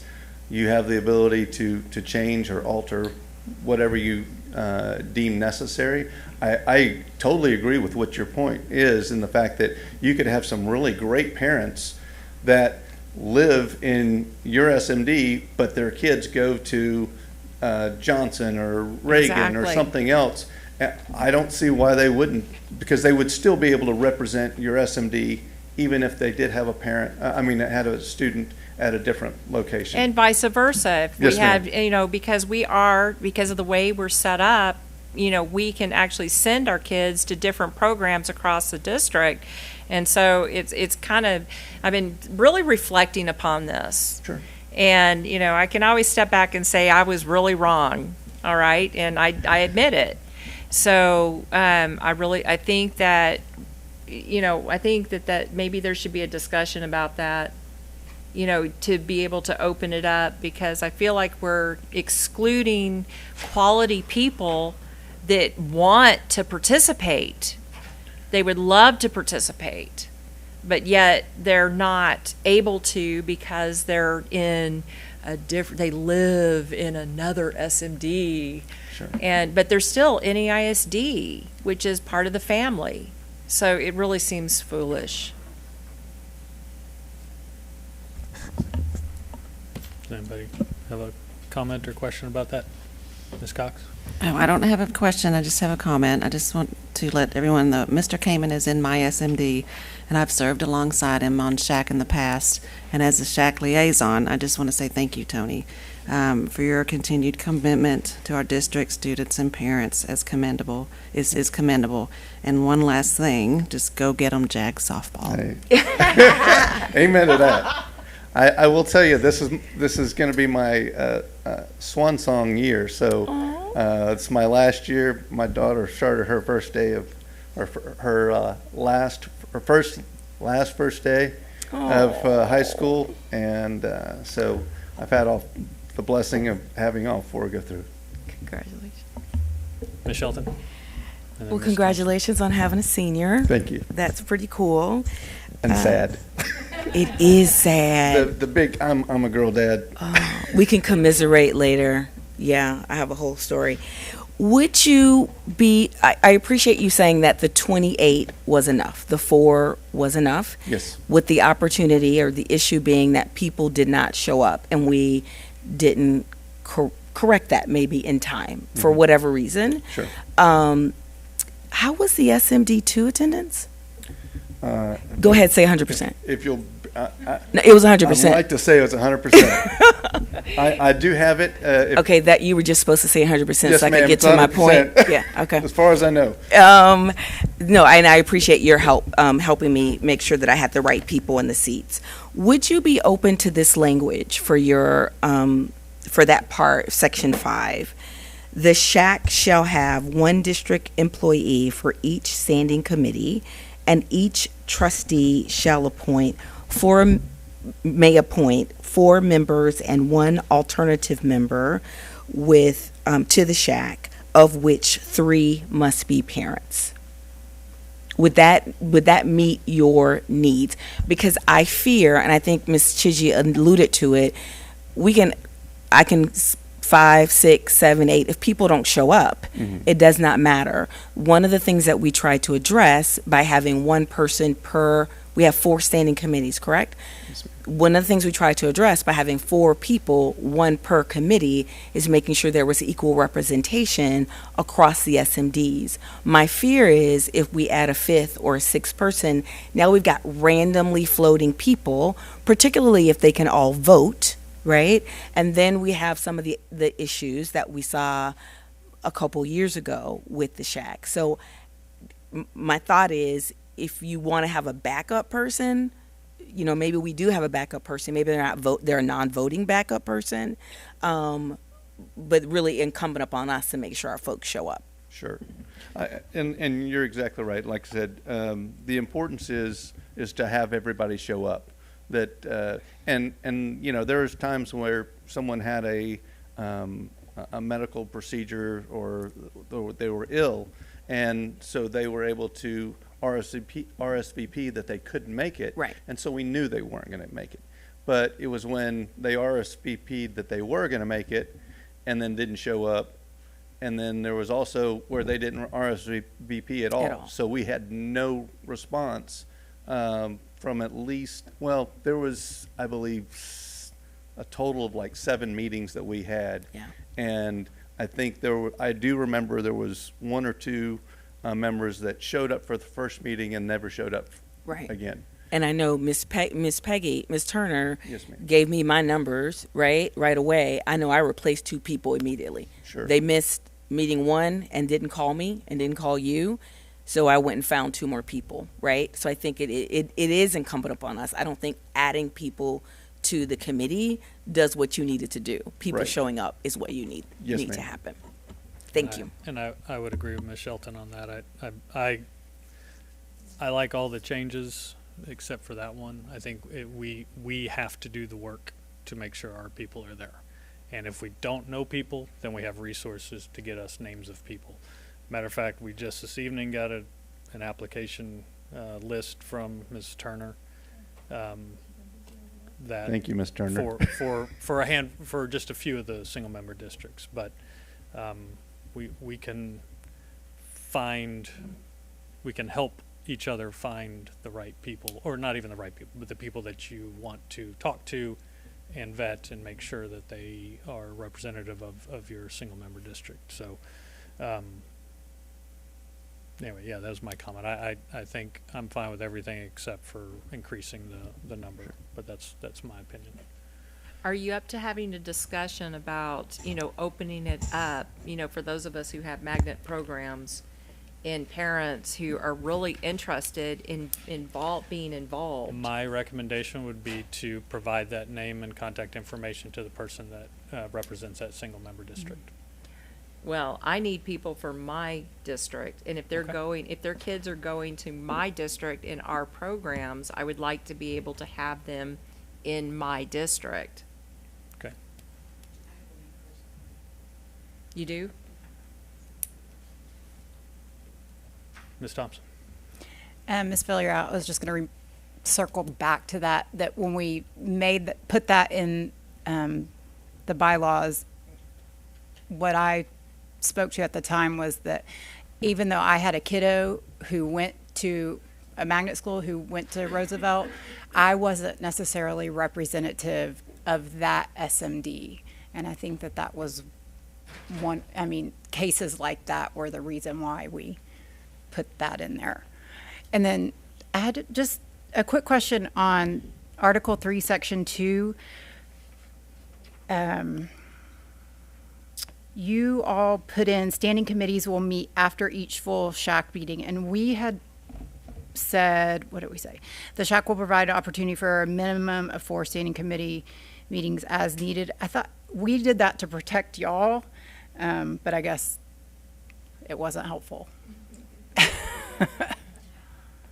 Okay, on the number of meetings? Yes. Yeah, we just, again, I appreciate the effort and the behind it. I will tell you, Bonnie's a perfect example. So we have great people that want to serve the community, and if there's a meeting they have to be at the meeting, they will show up. That's my belief. It's a servant's heart type thing. So the fact that we did have several people that said that they were going to serve the SHAC on behalf of whichever SMD, and then they didn't show up, that breaks my heart. Right. Okay. Got it. Ms. Landry? Okay, I have just one question. So I was looking at our BDF local policy to see if we had to make any changes if we approve the changes to the bylaws that you presented, and I don't see any, so we should be good on that. But one thing I do want to, there's some harping on who didn't show up, who did show up. Things were really, really different this year. And the communication wasn't as on target as I think it could have been. And one of the things in our policy, it says, if a parent, legal guardian, or community member vacancy occurs at any time, the SHAC chairperson and/or SHAC administrative liaison shall notify the appropriate board member who will select a replacement. Now, I know we get the attendance records, but because the meetings were bam, bam, bam at the beginning of January through the last one was in May. And you said 7? I was only aware of 4. Did we have 7 actual SHAC meetings? Let me tell you.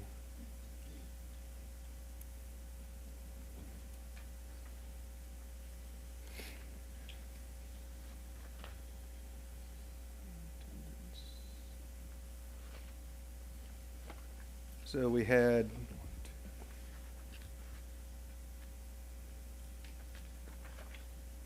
I apologize. I included 2 standing committee meetings that were on my spreadsheet. Okay, so there were in fact only 4. 5. There were 5? 4.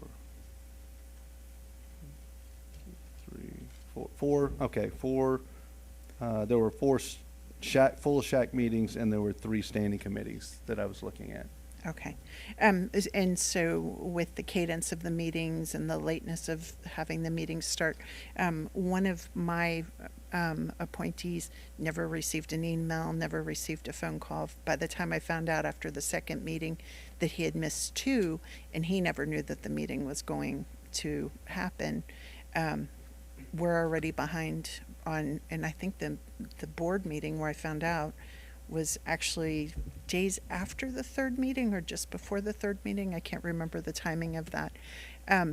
But regardless, and I do agree having more people gives you more flexibility for if somebody has a medical concern or one of my parents, and something we've talked about for years now, wasn't able to attend during the lunch hour, and that was one of the discussions that we had at the beginning when we started planning the meetings, that the SHAC would vote on the timing, and then apparently she told me that she notified somebody else that she wasn't going to be able to make the noon meeting after the first meeting, and I was never notified about that until the 3rd meeting. So I just think we can tighten up the communication, and if I could ask you to, if there's a no RSVP, no attendee, if I had been able to talk to one of my SHAC members before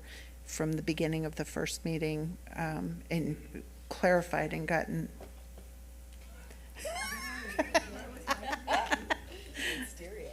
the green light was on, right?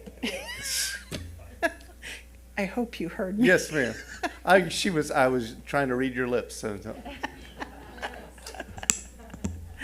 It said something about how handsome Mr. Kamen really is. That I wish he could take that hat off and show that handsome bald head. Something like that. Don't worry, my wife is a teacher, so she's watching this. She's going to be really embarrassed. She'll catch it with when she gets to school tomorrow. I'm sure she'll be thrilled. Yes. Anyway, if we can enforce that a little bit with the communication, maybe you can shoot an email to the trustees after the first meeting so that we have pretty quick. And then if we can be included on the agenda when that goes out, we have to go, right now it's a pull system. We have to go find the agenda, find the dates of the meetings, and be notified, or we're not notified. We just have to go dig. And with the way things came through in this last year, it just wasn't, it really wasn't a good flow. So if we can just ask that you. I'll definitely work on improving the communication, because obviously that's key. Yes. The more we communicate, the better off we are as a whole, because then everybody is on the same page. Yes, I agree. Thank you. And fortunately, this year we'll be ahead of the game as opposed to last year where we, because kind of behind the eight because ball. of other things, we were behind the 8 ball. Sure. So, Any other questions? I Ms. do. Cox? I can speak to, I believe they put a link on our board trustee page directly, that takes you directly to the SHAC page. So that might be helpful. Right, And I it's checked just, that, it's it's there again, it's tonight. a pool, not a. Well, but there is a link that takes you directly to the SHAC, and all the agenda and all that stuff is listed there, which I think makes it a little bit easier, maybe. Okay, thank you. All right. Do I have any other questions? Do I have a motion to approve the recommended SHAC bylaw revisions with the exception of keeping section, oh goodness, sorry. Section 5? Yeah. Article 4, Section 5. Article 4, Section 5, as currently written. So moved. Thank you, Ms. Shelton. Do I have a second? Second. Thank you, Ms. Villarreal. All those in favor say aye. Aye. Those opposed say nay. Motion passes 7-0. Mr. Kamen, Ms. Scott, thank you for being here. Thank you very much. Appreciate it. Thank you. Item C, possible action regarding School Health Advisory Council, SHAC, member appointments. This is apparently me. We've all been provided, Ms. Turner provided us a list of the current members, I guess, that she has record of. I know I have a revision that I need to make, and I need to add some people, but so what I'm going to suggest is that we can do two things. I know we all got it kind of late with our packets, not late. We got it with our packets. We can either hold approval of it until the August 25th special meeting. That gives us a chance to give all of us our final appointments to Ms. Turner, or we can approve what we have now and then make revisions again on the 25th. I'm open to either one of them, but I mean, I would maybe recommend just tabling it for tonight. Get all of our final recommendations to Ms. Turner in the next week, and then that way we can approve it on the August 25th meeting. Yes, I Does agree. that sound fair? Yeah, 'cause I'm looking through this list and there's no SMD3 on here. So. Okay.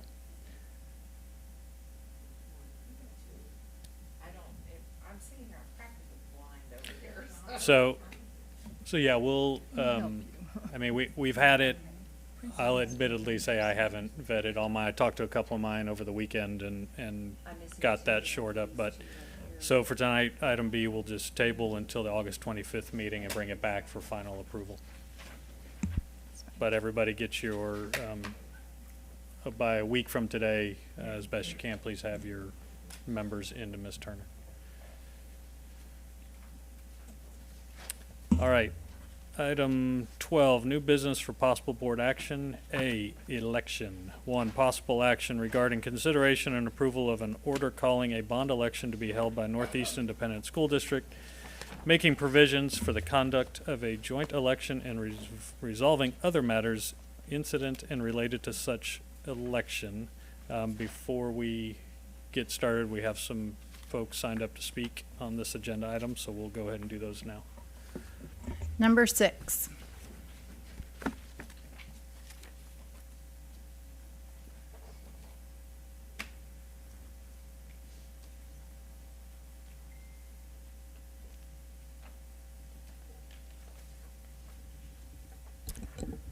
Good evening. Is it on? I think so. Good evening. My name is John Melendez, and I'm speaking tonight in a personal capacity as a proud parent, husband, and taxpayer living in this district. I'm here because I'm deeply concerned about the proposed $495 million bond election. Let's be clear, this isn't free money. It's a loan, one that we, the taxpayers, will have to repay with interest. And while some borrowing may be necessary, we must ask, of the more than 270 projects included in this proposal, are they all truly essential? Have you examined each project's purpose and cost? Can you honestly say each one is a must-have rather than a nice-to-have? Before asking voters to approve nearly $500 million in new debt, we owe it to the community to ensure that we're funding needs, not luxuries. Let's not forget NEISD taxpayers are already responsible for over $1 billion in bond debt accumulated over the past 20 years. If there isn't a clear plan to pay that down, how can we justify taking on even more? Taxpayers are not a bottomless piggy bank. Transparency is also a major concern. Today is the first day of school, and yet this bond election decision is moving forward without meaningful public notice. There's been no direct communication to taxpayers and no open dialogue. The only information that is shared is quietly put online without any proactive steps taken to engage the public. And it is the public that is being blindsided by a decision with enormous financial consequences. And secrecy has legal consequences too. In Hays County, a court voided a $440 million bond because officials failed to comply with the Texas Open Meetings Act. They didn't properly disclose bond details in their agenda. The result, the election was erased as if it never happened. To avoid that kind of outcome and to restore trust, every future bond proposal should include advance notice to every taxpayer, clear, detailed meeting agendas, genuine opportunities for public input, straightforward ballot language stating the amount, purpose, and tax impact without ambiguity, a binding guarantee that funds are spent exactly as promised, because if this bond is approved in November, there's a real risk that taxpayers will lose all control over how the money is ultimately used. So I urge you, do not rush this, do not bypass public scrutiny. Let's take the time to get this right before putting our community even deeper into debt. Thank you. Thank you. Number 7.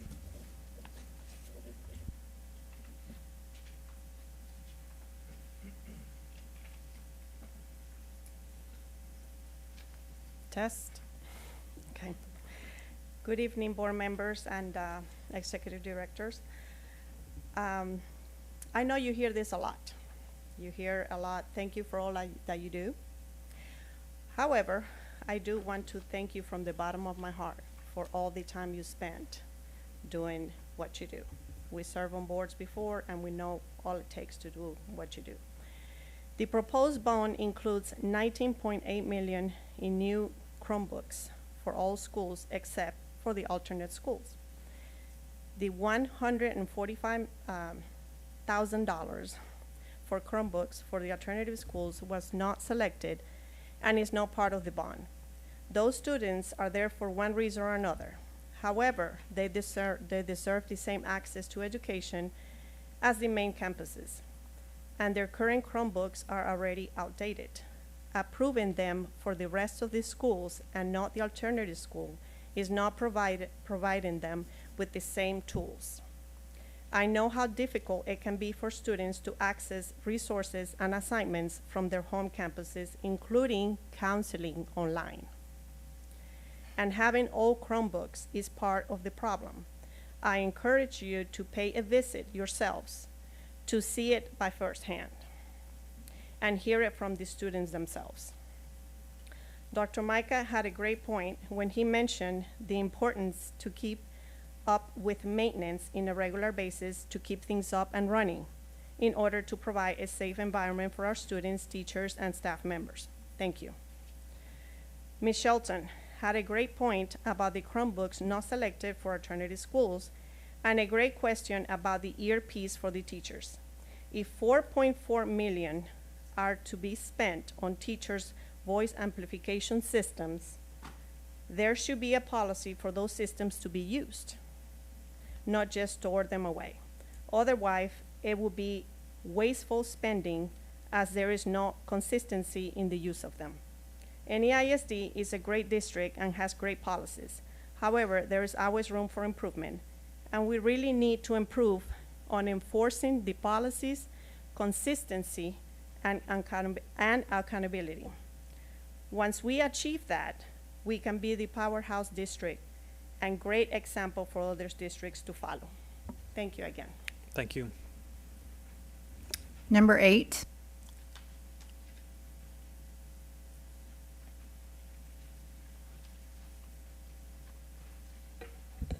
Good evening, board members and executive staff.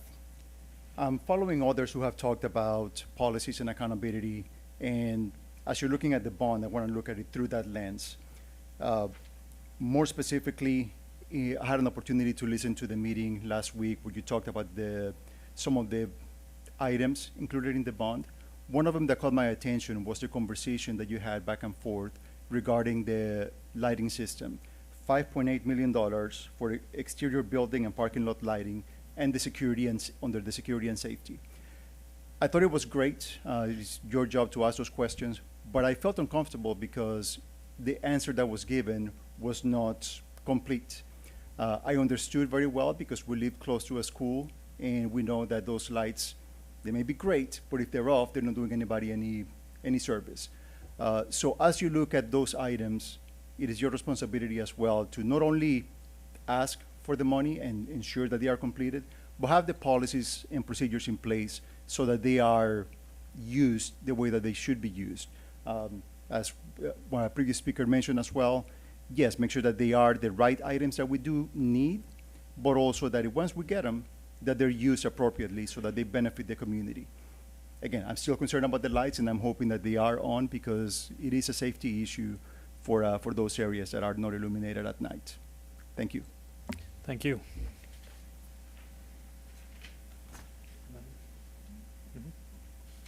Number 9.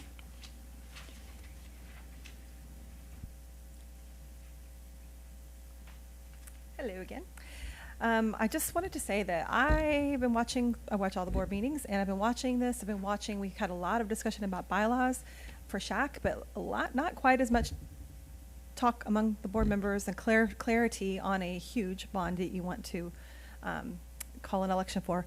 I just want to know if you're confident, because I'm not confident that you're confident that this is the right bond at the right time, the right amount. There were no notifications. Typically, board meetings are put onto Facebook to say, hey, there's a board meeting. But since the bond stuff has started, I think that has ended, but I may be wrong. That's what I noticed. I didn't notice town halls or anything like that. And I even filed a PIR for the board officers' texts, private messages, just to see if they're hearing from their community members, and there was like nothing. So I don't know what your constituents know. The board workshop had some interested parties here to speak, but they have an interest. You didn't hear from the taxpayers as well. When campaigning, your issues were mostly social in focus, but a few of you did make comments on finance, and I really liked what Trustee Shelton said at the time, Candidate Shelton. You said we need to be good stewards of our resources, ensuring every dollar is spent wisely to support our students. And I appreciate that sentiment. I appreciate you're asking good questions, and I hope that anytime you do ask good questions, you don't get shut down. You deserve the answers. They're all equal here. I just don't know if I'm confident that everything on this is needed. The way it was gone about, where an amount was given to each subcommittee and then basically a spending spree, fill it up until you get to that amount. That doesn't seem like the way a taxpayer would do it. If you owned a ranch and 2 beach houses and you couldn't pay your beach house because your I don't know, hurricane insurance kept going up, the right thing to do would be to sell the beach house, not go to your ranch and poach your neighbor's cows to pay for it, okay? So until I'm confident that you guys have done everything you can, you had 3 school closures, but they weren't actually closed. You've repurposed them. So yes, we may be saving a little bit, but the buildings weren't sold. You're still paying for operating, things. You also have a ton of schools that are very underutilized. And I haven't heard any conversation, and I heard that this is the last report you're going to have on school consolidation, and I'm thinking there's so much more work to do. So you have a lot of buildings that are underutilized, and I'm not seeing that hefty conversation at this level that we need. You have, if I read it correctly, I don't know if it was last year or this year, but a net of 10,000 students leaving this district for other public schools or charters. About 11,000 going out and about 1,000 coming in. We call ourselves a destination district, but I'm not sure. But I'll tell you what, parents don't leave the district because there's a little dink in the turf, or there's a little dink on the track, or a couple bleachers are loose. So that's we need time. Okay, that goes fast. Thank you. Thank you. All right, Dr. Micah. I'm going to turn it over to Ms. Caldwell for a minute. Mr. President, members of the board, Dr. Micah, executive staff, and guests. The item tonight before you is for consideration of calling a bond election based off of the recommendations that the Facility Steering Committee brought to you in a public meeting in June. As was mentioned, you had a board workshop on Monday to dive deeper into that recommendation, made up of that community task force, that committee that you appointed members to, as well as Dr. Micah, who met for 6 months from December through June and heavily reviewed the Gordian data, our third-party consultant who had that impartial facilities review that you commissioned the year prior for 2003, 2004 when they analyzed our facilities. The greatest portion of what you're considering tonight, as you'll see in the election order, is for the maintenance of those projects as identified by Gordian. That is the largest percentage of the package that is before you for consideration. Dr. Micah? Yeah, thank you, Ms. Caldwell. So, ladies and gentlemen, you know, you've heard from some speakers tonight about wants and needs, right? Look, the way I look at this proposal is you all are the community. That's what you're voted on to represent. I see myself and my staff as property manager. We're coming to you as the property manager to say, folks, the property that you own, which I explained in the board workshop of a little over 12 million square feet, has some problems. And the community over decades have invested in these properties. They have chosen to say, we want these types of facilities. This is what we want. We're coming to you, and I said to Chief and I spoke actually afterwards, when Mr. Byer, I believe you asked him about, you know, what projects in safety didn't get funded. I believe that was your question. And Chief McCampbell at the time said none, because they funded everything. Because it wasn't about wants, it was about needs. When this was approached from the very get-go, you know, when you look at HVAC and things like that in it, and again, I've heard lots of things of whether I should sell property or something. Folks, even if we sold the properties, you cannot access $500 million. It's just not there. When you own this much, and again, when my father-in-law passed away, my wife and I became property managers for their rentals. I saw what 30 years of my father-in-law being very frugal, because that's who he was. I loved him to death, great naval commander, but he did not believe in it, only for when my wife and I took them over to spend way more money than we should have because they had crumbled, because he refused to take them on. Right? So now, you know, in fact, my wife has gone off and on. I hope she's not listening, but she'll hear it anyway. Because at some point she had a very, she was upset that he left this type of an environment for us to take over. But that's just who he was, and we loved him for it. So when with what we're coming tonight, it isn't about, we're not building shiny new buildings, and we're not doing those types of things. I too am a homeowner, and I certainly don't want to be tearing stuff down. And I heard that actually from a member. I think she's in the audience. She said it very early on. I don't see her, but I thought I saw her earlier. Say, you know, I want us to take care of buildings. I don't want to just be tearing them down. Well, we're not doing that. We're trying to make sure that things that our teachers and our staff and our parents expect, that when a child shows up in a building, that the air's on, that it's comfortable and it's a good and learning environment, that the teacher computers that are quite literally at the end of their life expectancy are replaced. We have gone a considerable amount of time, 10 years without doing it. We have funded projects along the way that we could afford. We're at that point now where you all, as the property owner, need to make a decision. But Ms. Shelton, I think you and I spoke about it. In the end, they're community schools. And the community needs to make a decision about what they want their schools to look like and how they want them to operate. Ultimately, the students are the community's students, and they're their buildings. And so I'm just coming simply tonight with a recommendation for this, because as the property manager, I'm telling you, you're about to see some problems. My staff and I have worked on it. Again, this isn't, was never hidden. We advertised it. We talked about facilities. We did talk about things along the way, because ultimately it never started out as we're going to do a bond. It started out with, let's take a look at what we even need. Because up till that Gordian study that the board unanimously approved, we didn't even know we had 458 buildings, 240 portables, and 12 million square feet. Like, it really got us to wrap our hands around what do we own, what do we need to happen, and then let's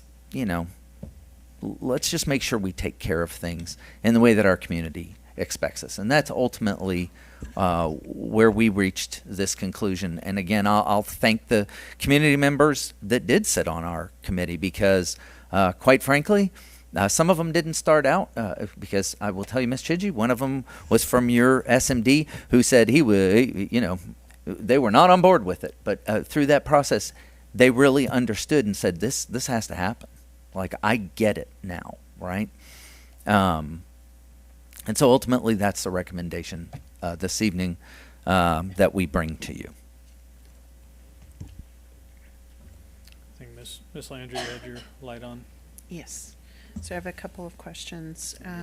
Mr. Villarreal, of the debt that we have for the past 4 bonds from 2003, 7, 11, and 15, what's our remaining balance of those bonds? Well, you'd have to go back also, because we had some outstanding debt that we refunded. So when you talk about 2003 and 2007, some of that has been refunded, but we have a little north of $1 billion. Okay, and what was the total amount that we borrowed? That we borrowed in those bonds? Oh, we've had different amounts. In 2015, we borrowed 499, I think, and then 2011 we borrowed like 493. But we've been paying it off.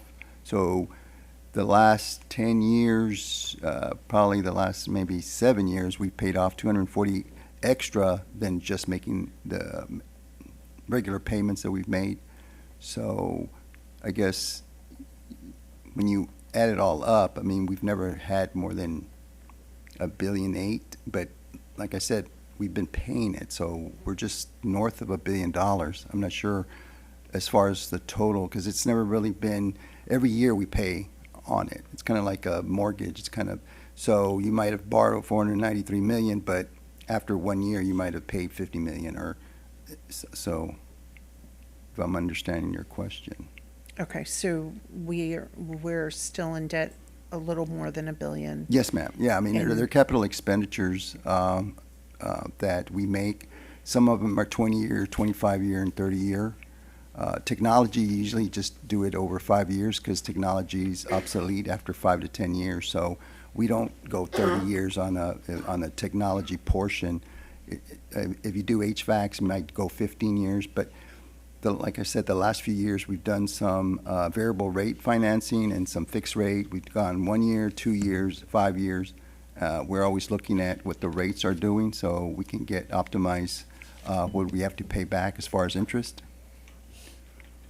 So it's not like a flat over 30 years, this is what we're going to pay. I mean, that's what we show, but if the rates come down or we get a better rate, we might refund it and just go out for 5 years to try to make the optimum of what the taxpayer has to pay back. So we try to work and be aggressive as far as not having to put that burden on.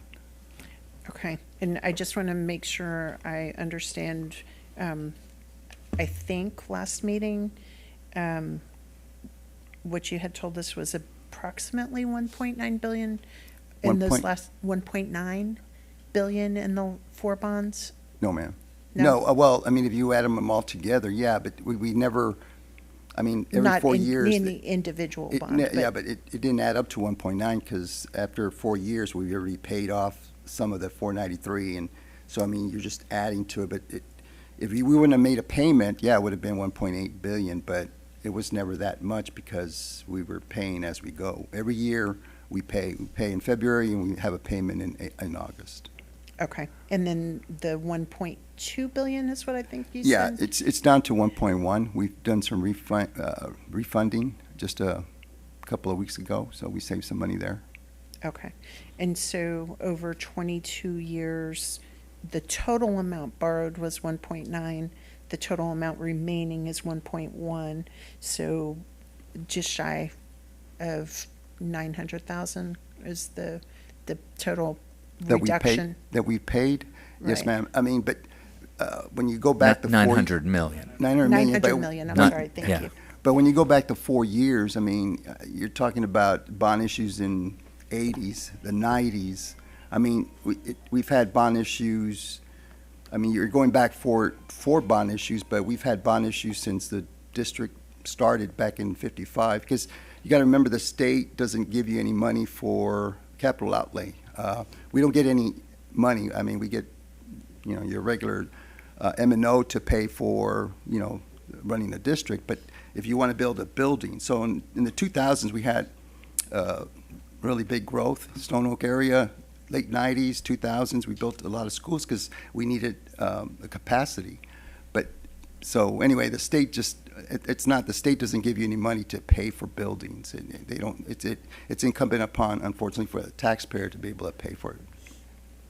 Okay, and so the additional monies borrowed would put us approximately another 30 years for the 495 billion? No, ma'am, because some of that, the technology, we probably would go out 5 years, less than 5 years, as far as the bonds that we sell. So when you look at it, you know, everybody looks like at your mortgage, right? 30-year mortgage or 20-year mortgage or 15-year mortgage.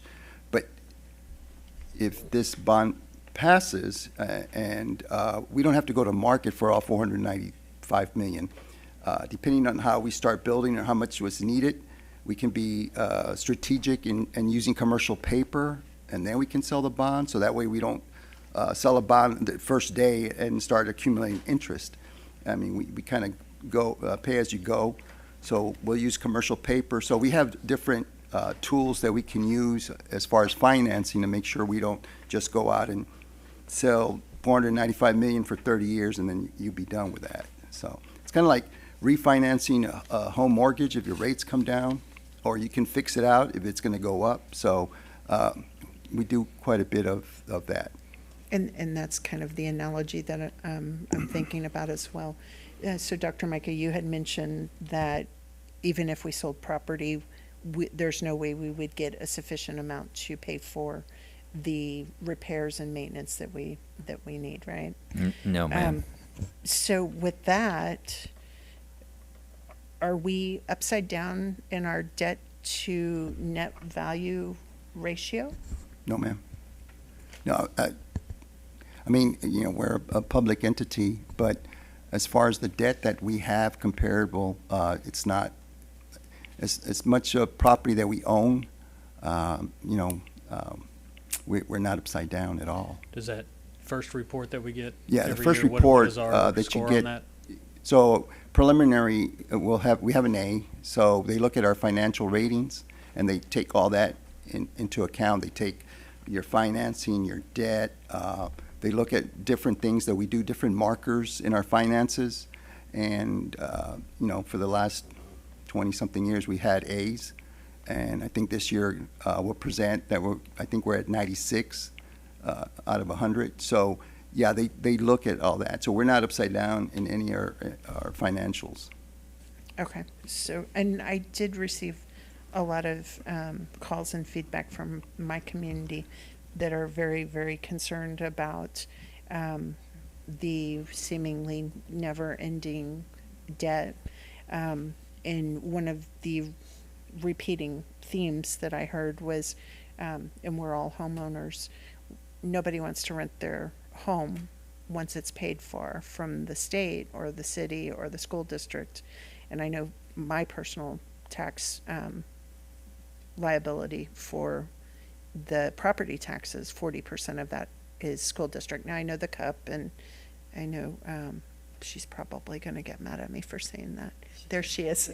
She just walked in. Miss Susie, I'm sorry. I know the CUP.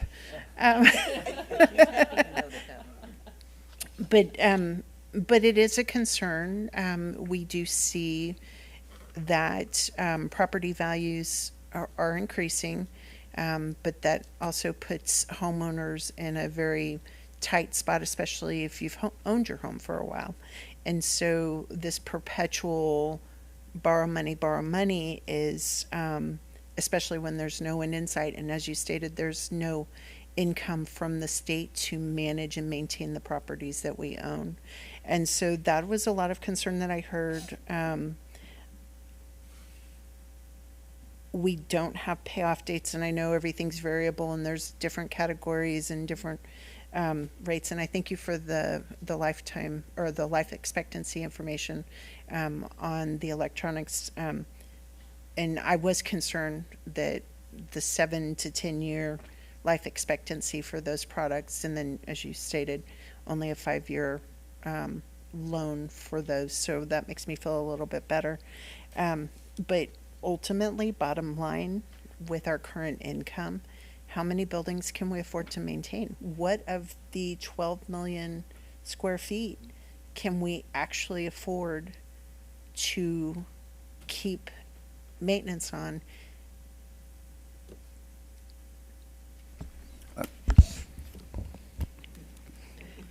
Well, I'm not sure what the question is. Are you talking about the financing component? Or are you talking about this bond issue or just future bond I'm issues? not talking about the debt. I'm talking about the maintenance and operations. We have 12 million square feet.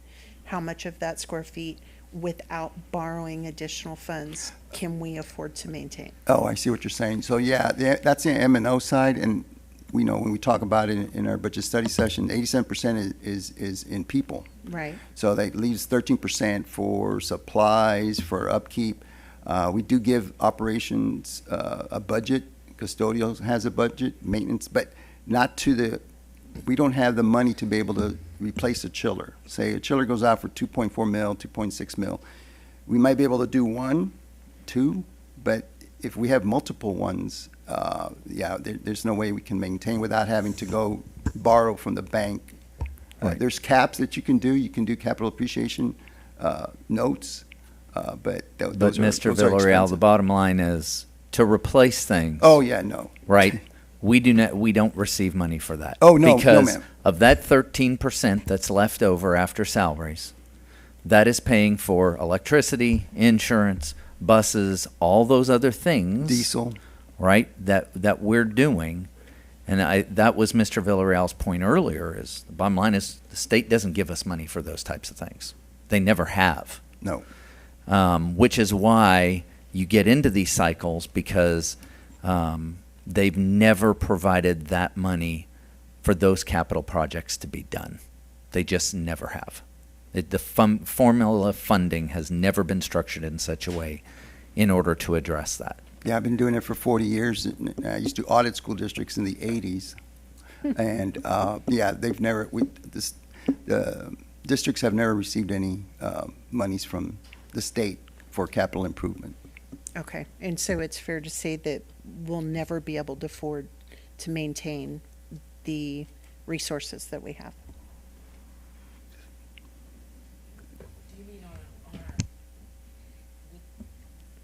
Ms. Shelton, Ms. Shelton, can you use your microphone, please?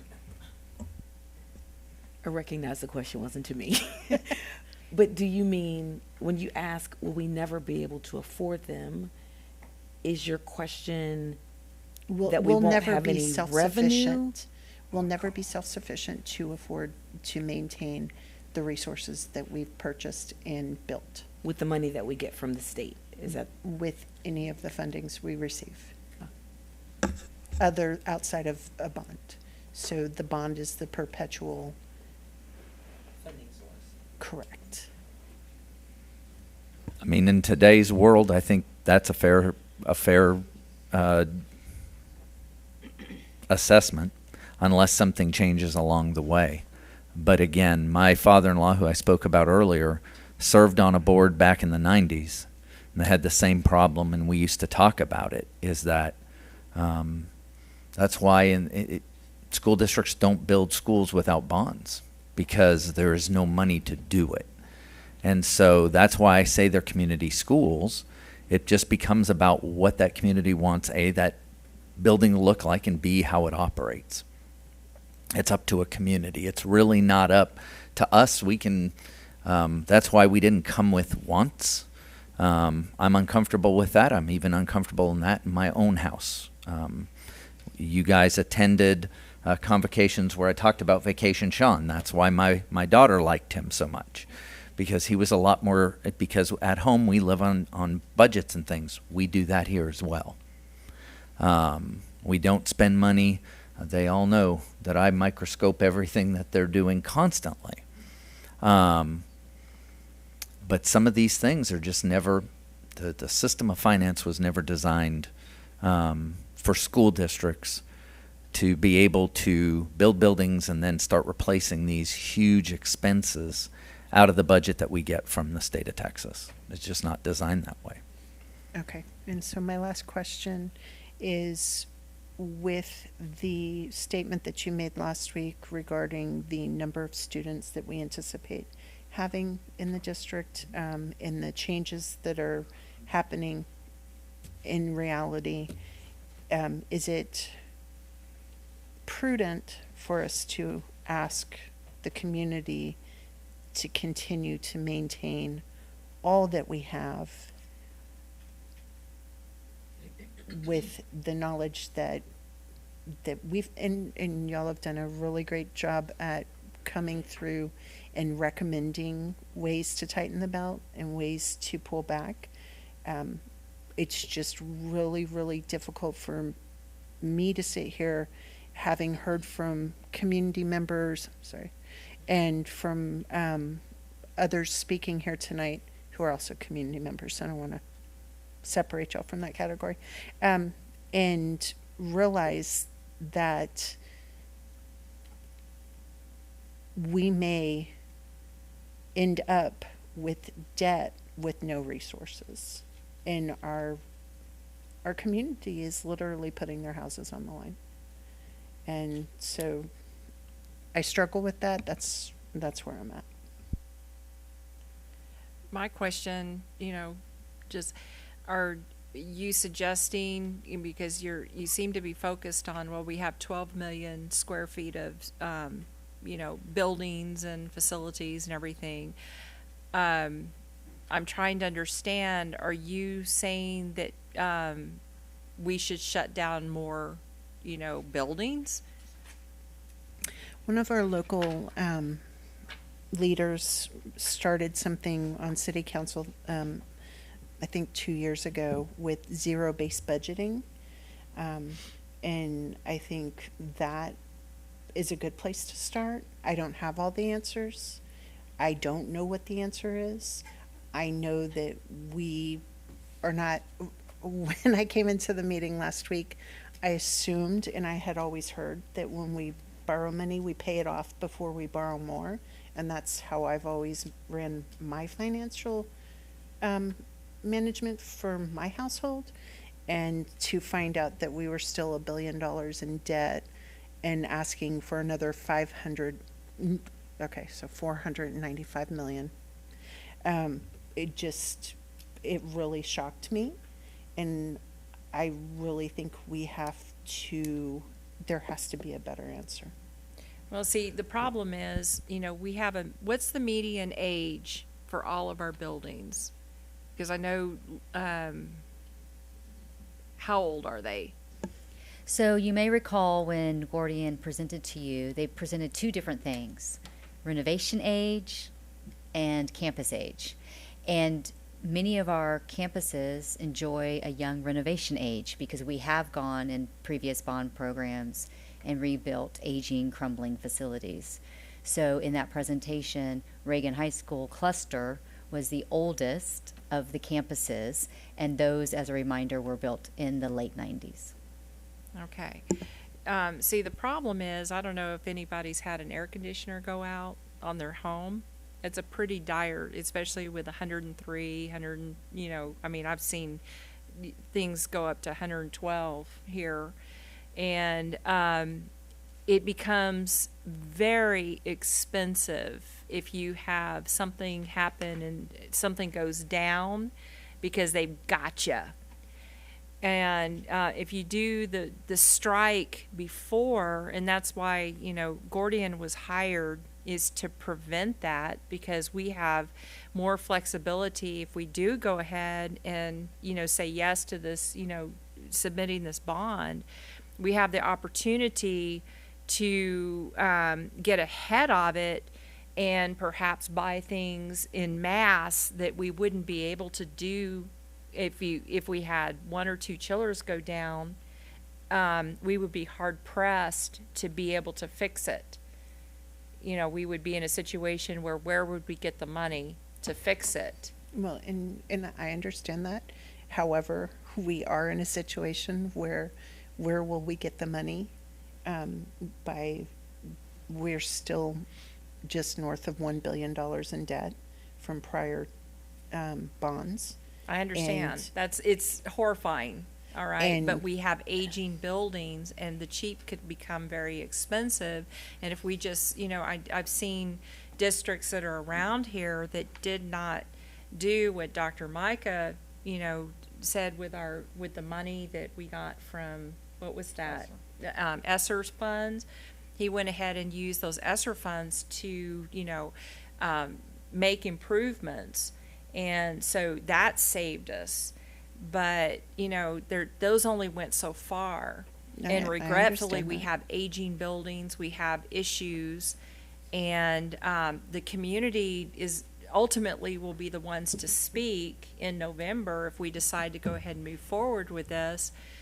But it's a question of, do you want your schools to be habitable by your kids, or do you want, you know, are we taking chances keeping old equipment that's not serviceable? We have like the R22, you can't get that stuff. I mean, it's just, they deliberately make it so that they change that, you know, that Freon, you know, every few years, so that you have to change out your system. So, you know, it's just trust me, you know, I'm cheap, right? I mean, you know it, and this is painful. But what's really painful is watching buildings deteriorate, and then we're in a situation where we have a catastrophic event, and now all of a sudden it's really expensive. And then we look back and we go, gee, I wish we would have done XYZ, because we could have done a preemptive strike and kept this from happening. Any more comments? Yep, Mr. Byer, may I say something real quick? Mr. Villarreal, I'm going to go back to our budget study presentation in May and June, right? When we look at tax rates across the area, correct? Yes, sir. And I mean, we're one of the very lowest taxing and school we've districts been bringing in our it down. Correct. The last 10 years, we've brought it down quite a bit. You know, it's been property value growth, but like I said, a lot of the lucky part was refinancing and refunding when the rates were really low. We were able to take some of those old debt and refinance it to a lower debt, and that's helped quite a bit. But yeah, right now we're at 30 cents, and we've been defeasing the last few years, so that's what we were kind of hoping to keep that rate and not have to pass any increases with this issue. And you've obviously, we've looked at this, that within our current rate. Yes, sir. We can, the 495 Yes, sir. is within our capacity to. Yes, sir. To pay off. And he said this once, but Mr. Villarreal, this is no tax increase, correct? That is correct. Yes, sir. And I get the comment about, you know, we continually, we feel like we're continually taxed, but at the same time, what's the other solution? I mean, we have a budget, and $600 million is a lot of money. A lot of money. 87% of that goes to people. We just heard from a speaker that we just cut their supply budgets again. We've cut district office down to the bone. We have 4 people that do payroll for 8,500 people. Those things move the needle, but they're not going to get us to replace chillers. You know, we have to find resources somewhere else. And can we do different things in budgeting? Absolutely. We have a shot every year to go through that, look at it, dig it through in detail. We know it's coming up in May. We know that we can ask for information to go line by line and look at that. And so,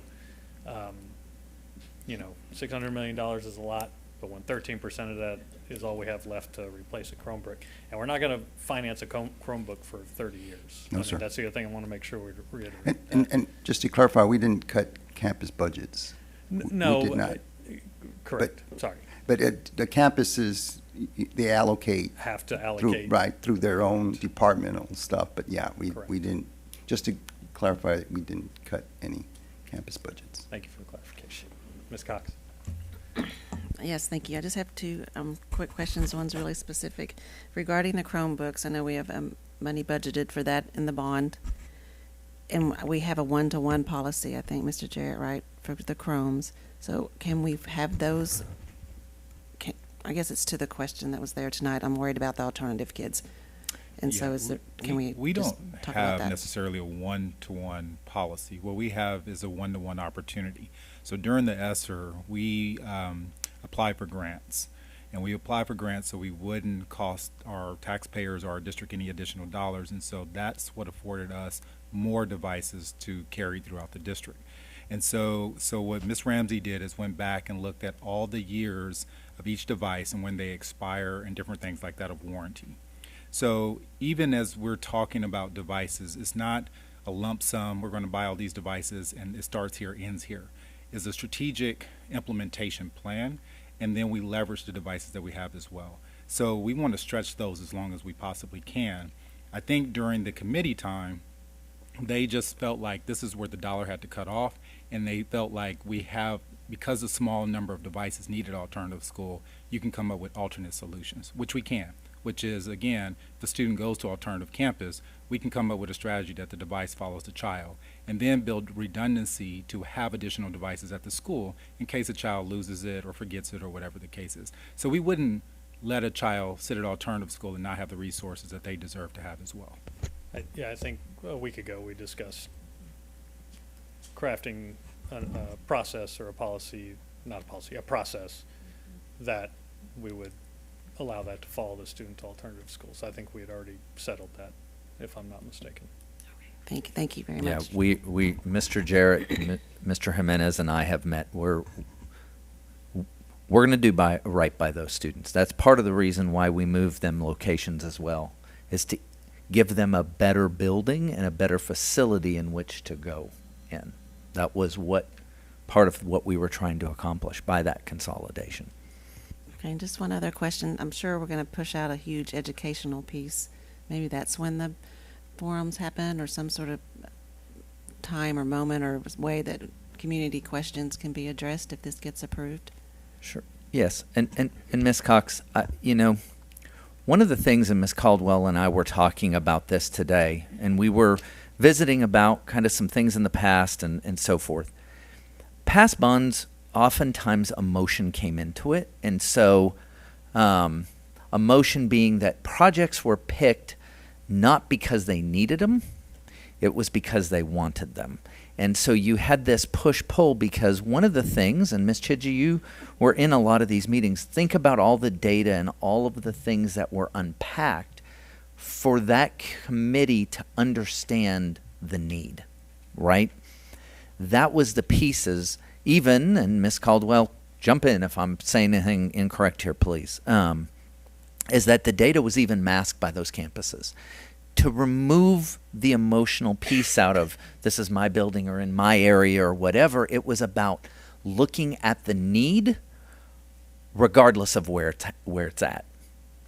And so that's how it began and was utilized, because the moment you start putting school names on it, it becomes emotional, becomes about what's in this. Because again, what we didn't want was to pick wants. We wanted to pick needs. That's ultimately what it is. Around the state of Texas, like there was a district just North Texas that just passed a $2 billion bond, folks, to build schools. Like it's massive. And again, I'm a taxpayer too, and I've watched my tax rate go up, but that's not because we've increased it. It's because my property value is increased, and I don't control that whatsoever. Bexar County Appraisal District controls it. And clarify, your tax rate did not go up. I'm sorry. Your tax is one. Correct. Yes, thank you, sir. Thank you for fact-checking me. I appreciate it. But correct, my taxes went up. Our tax rate stayed the same. But I'm paying more in taxes because Bexar County Appraisal District has appraised my property more. Haven't done any improvements, haven't done anything, but that's just what's happening. And that's why back in 2019 when I took over, I'd actually asked Mr. Villarreal's department to take a look at what is the average property, and we continue to see that increase in our area, even though our tax rate's actually going down because of compression. So, that's that component that it's difficult, but again, that's kind of why it was built the way that it was. It's why we took a Gordian study. If you'll remember, I didn't want to hear what my own people thought. I wanted to hear from an outside source. Tell me what you see, and are we even seeing it right? So they came in as a third party to just look it all over for us and say, either we were correct in seeing it or we weren't correct. And then we use that data to kind of move forward and help those committee members that you all appointed on there unpack it and start to help them tell us. Does that make sense? Because ultimately it could have been nothing. They could have said, we don't recommend anything, correct? Absolutely. There was a lot of conversation about, again, what was needed, what was urgent versus long-term, what was essential. For example, there's vinyl flooring that's running out of its life expectancy around the district. But when you compare vinyl flooring to a chiller, maybe not quite as urgent, right? And so the committee came to those discussions and those conclusions on their own. There was a lot of conversation about investment and about a dollar amount of what would be reasonable and what would not be reasonable. And there was conversation about the combination of, yes, asking the board to consider a bond election, but also considering selling property and then investing to knock off some projects off of the list. But you received an appraisal for a property that we're no longer using. That doesn't get you very far. If we were to sell that property, it maybe does a chiller replacement. It certainly is not going to do the scope, and the committee talked about that. The committee talked about the combination of decreasing square footage, decreasing portables, getting things off of our inventory to decrease the square footage and that cost, and how you can reinvest it for some projects, but certainly doesn't meet all of the more urgent needs that we have for the next 3 to 7 years. Ms. Shelton, or Mr. G, and then Ms. Shelton. So I do want to reiterate, you mentioned that I was the board representative that attended every one of these meetings. And one of the folks that came forward said, or if we looked at must-have versus nice-to-have. And I just want to be clear that if it was a nice-to-have, it got cut. That committee was diligent at keeping it down and making it a must-have. A must-have meant it was an air conditioner, it was a roof, it was a safety issue. And the other thing I would like to say is, I love what Ms. Landry said. You pay off before you.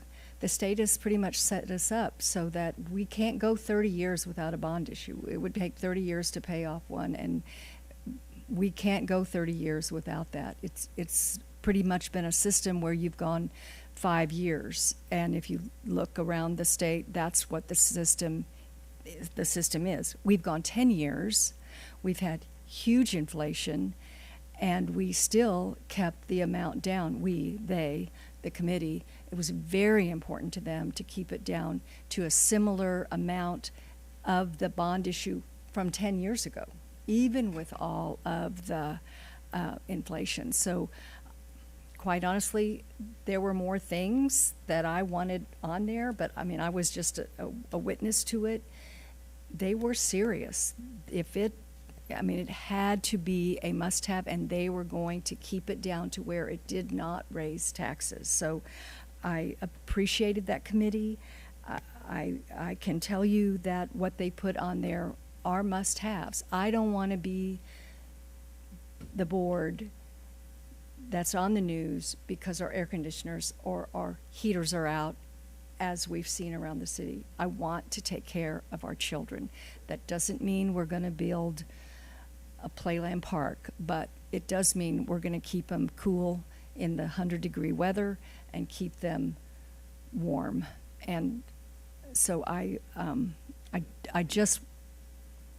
not asking questions because I sat in all of those meetings, and I just need for everybody to understand how hard they worked at keeping it to a minimum, keeping it to bare bones. I know that's a lot of money to ask, but we're here about the kids, and I believe that they took care of our kids.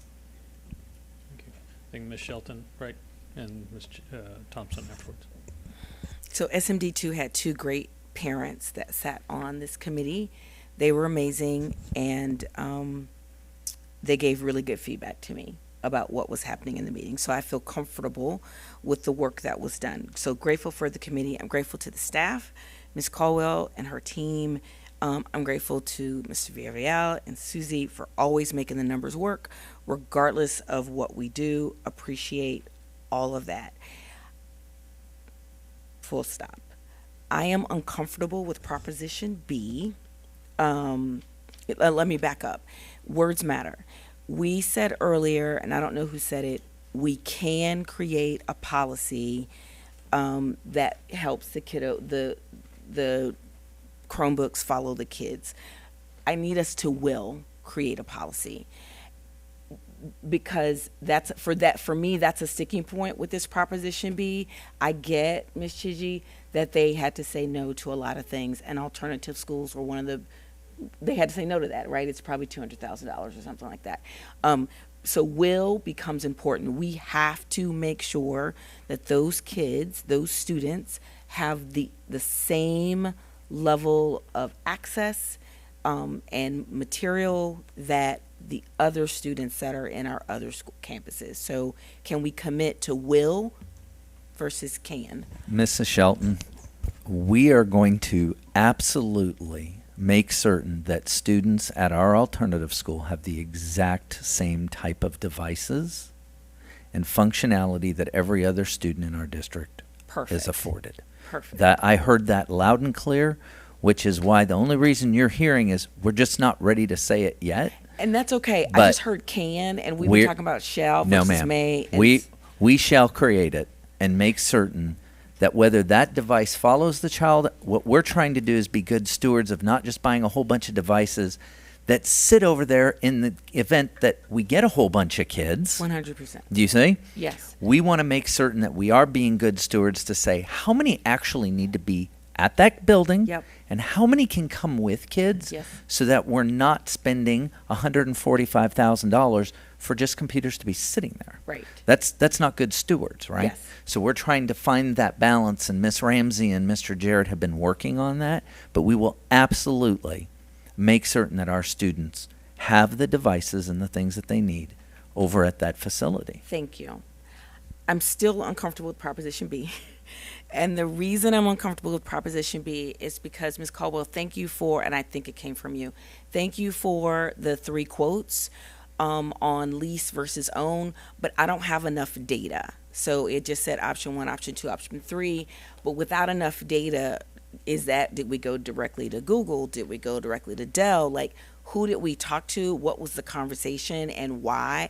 Why were the numbers different? I mean, they were about $1 million off, a little less than $1 million off. We're amortizing it over 4 years. Mr. Villarreal is going to advertise whatever we buy over 5 years. Is there not a way to make it work? And this is not, I was told already, the reason we had the workshop on Monday is so we didn't litigate the things that were in here. So I'm just stating for the record thank you for the information, but it was not enough. It did not give me what I needed to say that I had enough data to make a good decision on this. And so what I'd like to do, Mr. Byer, and I'm not sure if it's possible, is pull Proposition B from this vote, because I can vote on the rest of it, but I'm a no on Proposition B at this point. What level of information did you need? So it just said, and I can pull it up. It just said option one, option. I need to know, who did you talk to? What's the? Ms. Shelton, may I call on Mr. Jarrett to bring somebody up to talk to you about this? Sure. Ms. Ramsey, if you can come to the podium, please.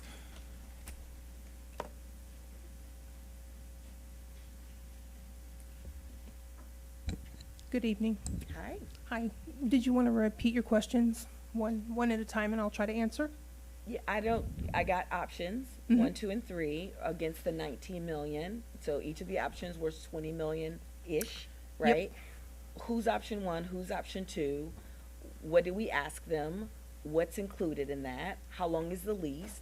Will they take it back and upgrade for us? Like, there was no, for me there, I needed more detail to know if it was a good deal. Because if it's $20 million over 4 years, and I saw that there was an interest rate, but they're going to change and upgrade these for us every 3 years, right, as a part of that ongoing, that might be a better deal for me than a $19 million in equipment that's going to be obsolete as soon as I get it, and it's mine now, and so there's nothing I can do except maybe rig it together, right? So I just needed more data to help me know if the $20 million and 4.25% interest was worse than buying it or not, and worth me asking Dr. Micah and the board to consider it, and Mr. Villarreal to consider it an M&O.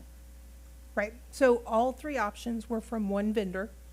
The 3 options were different payment pieces. So the first option was paying a certain amount every single year. They were all lease to own. So there was no buyback or any of that. The difference in the prices were, the first one was 5 years, a flat payment, year 1, year 2, year 3, year 4, year 5, and then you had a buyout of $1 per device after you paid all of those 5 years. The next one was a little bit different interest rate. If you look on the sheet, it was paying 4 years with 4 individual payments within each year. So it was a slower payment each year. So think about it like you're paying a certain amount in a year, but you're only paying, like in February I paid this much. Right. In March I paid this much, right? And that was a different interest rate, as you can see on your document. And then the last one was a 4-year. And you'll notice the last one was the most expensive, right? And same, you were paying 1, 2, 3, 4 years, and you were paying outright for each one of those years with the $1 buyback. So the first option was 5 years, which was the lowest option, That was a full right? And the last year was 4 years, paying a certain amount of money every single year. Okay. And why did we only get bids from one vendor? Time frame. I only was able to get one vendor to respond in that short time frame with that amount of work that they provided for us. But you contacted several different vendors, correct? Yes. Yes. Okay. Several vendors were contacted, but only one responded in that time frame. Okay. Okay. That's very helpful. Thank you. Any other questions? I have more, but it'll slow down the meeting, and it's not gonna help me get to it. Thank you. Should I continue standing here? No, Or- please. Okay. Please Just have a making seat. sure. Well, I will say, Ms. Shelton, if you have questions, now is the time to ask it. I mean, because honestly, I think we either have to say all or nothing tonight. I don't think it's appropriate to or prudent to save one, and we have, if we have the desire to potentially go after it, we have to call this by a week from tonight, or else we miss the November window. And so can you Turn your mic, please. They don't have the answers. They're not going to be able to get it in the time that it's required. So it's not, I mean, I'm still in the same position. I appreciate the insight, and that makes complete sense. But if you'd had more than one vendor respond, then we maybe would have had something different. And that's not on them. That's on the vendor not responding. So I can ask more questions, but it's not going to get us any further because there's no additional information that the staff has. Miss Ramsey, I'm sorry you went and sat down. You might have to come back. 'Cause I don't want to misquote you. Okay? Because I did speak with you that day in Mr. Jarrett's office because you had reached out to several vendors, correct? One, they never responded to you. But two, and correct me if I'm wrong here. So if I'm wrong, you correct it. Okay. Is that many of them didn't bid because they don't lease. They don't like to go into that business. For iPads in Correct. particular. Right. Yes. iPads in particular, they don't, but you will have some. Like I said, I reached out to 3, and I heard back from 1. I reached out to those same 3 about iPads, and they were like, we have to get back to you on that. iPads and Chromebooks, because those are two different vendors. Those are two different platforms. They are 2 different manufacturers, but they are sold by the same vendors that are out there, like third-party vendors. Okay. Yep. Who did we reach out to? Our Bloom, CDW, and the last one was Intech. Did we try? We didn't try Commonwealth. Did I say that one more time? Commonwealth Computers. No, I did not. Okay. Are they a vendor of ours? Do you know? I'm not sure. Okay.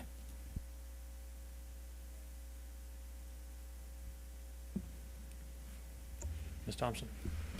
It's just my thought that at the end of the day, it's up to the communities to decide whether or not this is the investment that they want to make. And if they don't want to vote for Part B, they don't have to vote for Part B.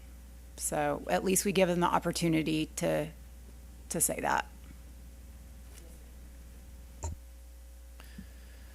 I had a question about the bond order. We list in there how it's going to be listed on the, it's in section 5. It says the official ballot shall be prepared in accordance with the provisions of Texas Election Code as amended so as to permit voters to vote for or against the aforesaid propositions, which shall appear on the ballot substantially as follows. My question, then it lists the 5 propositions. 1, 2, 3. Did I have that right? 5 propositions. And this, as I understand, is how it would be worded on the ballot specifically. Is that correct?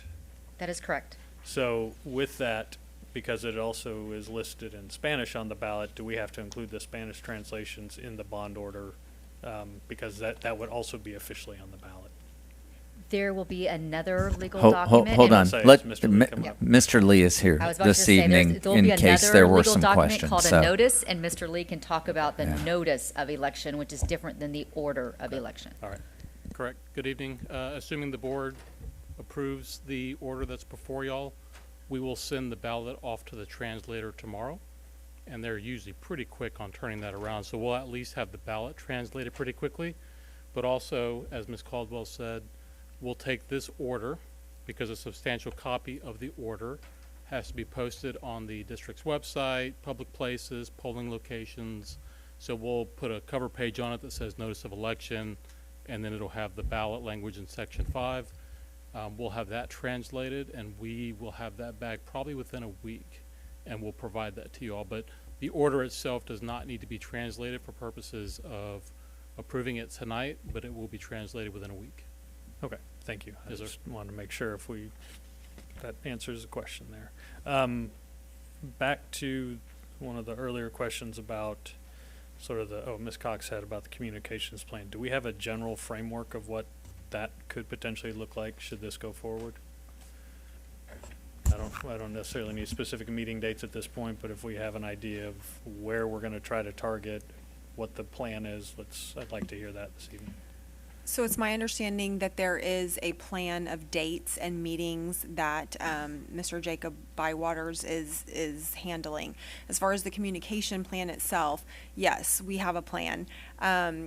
Would have a bond website where it's a one-stop shop.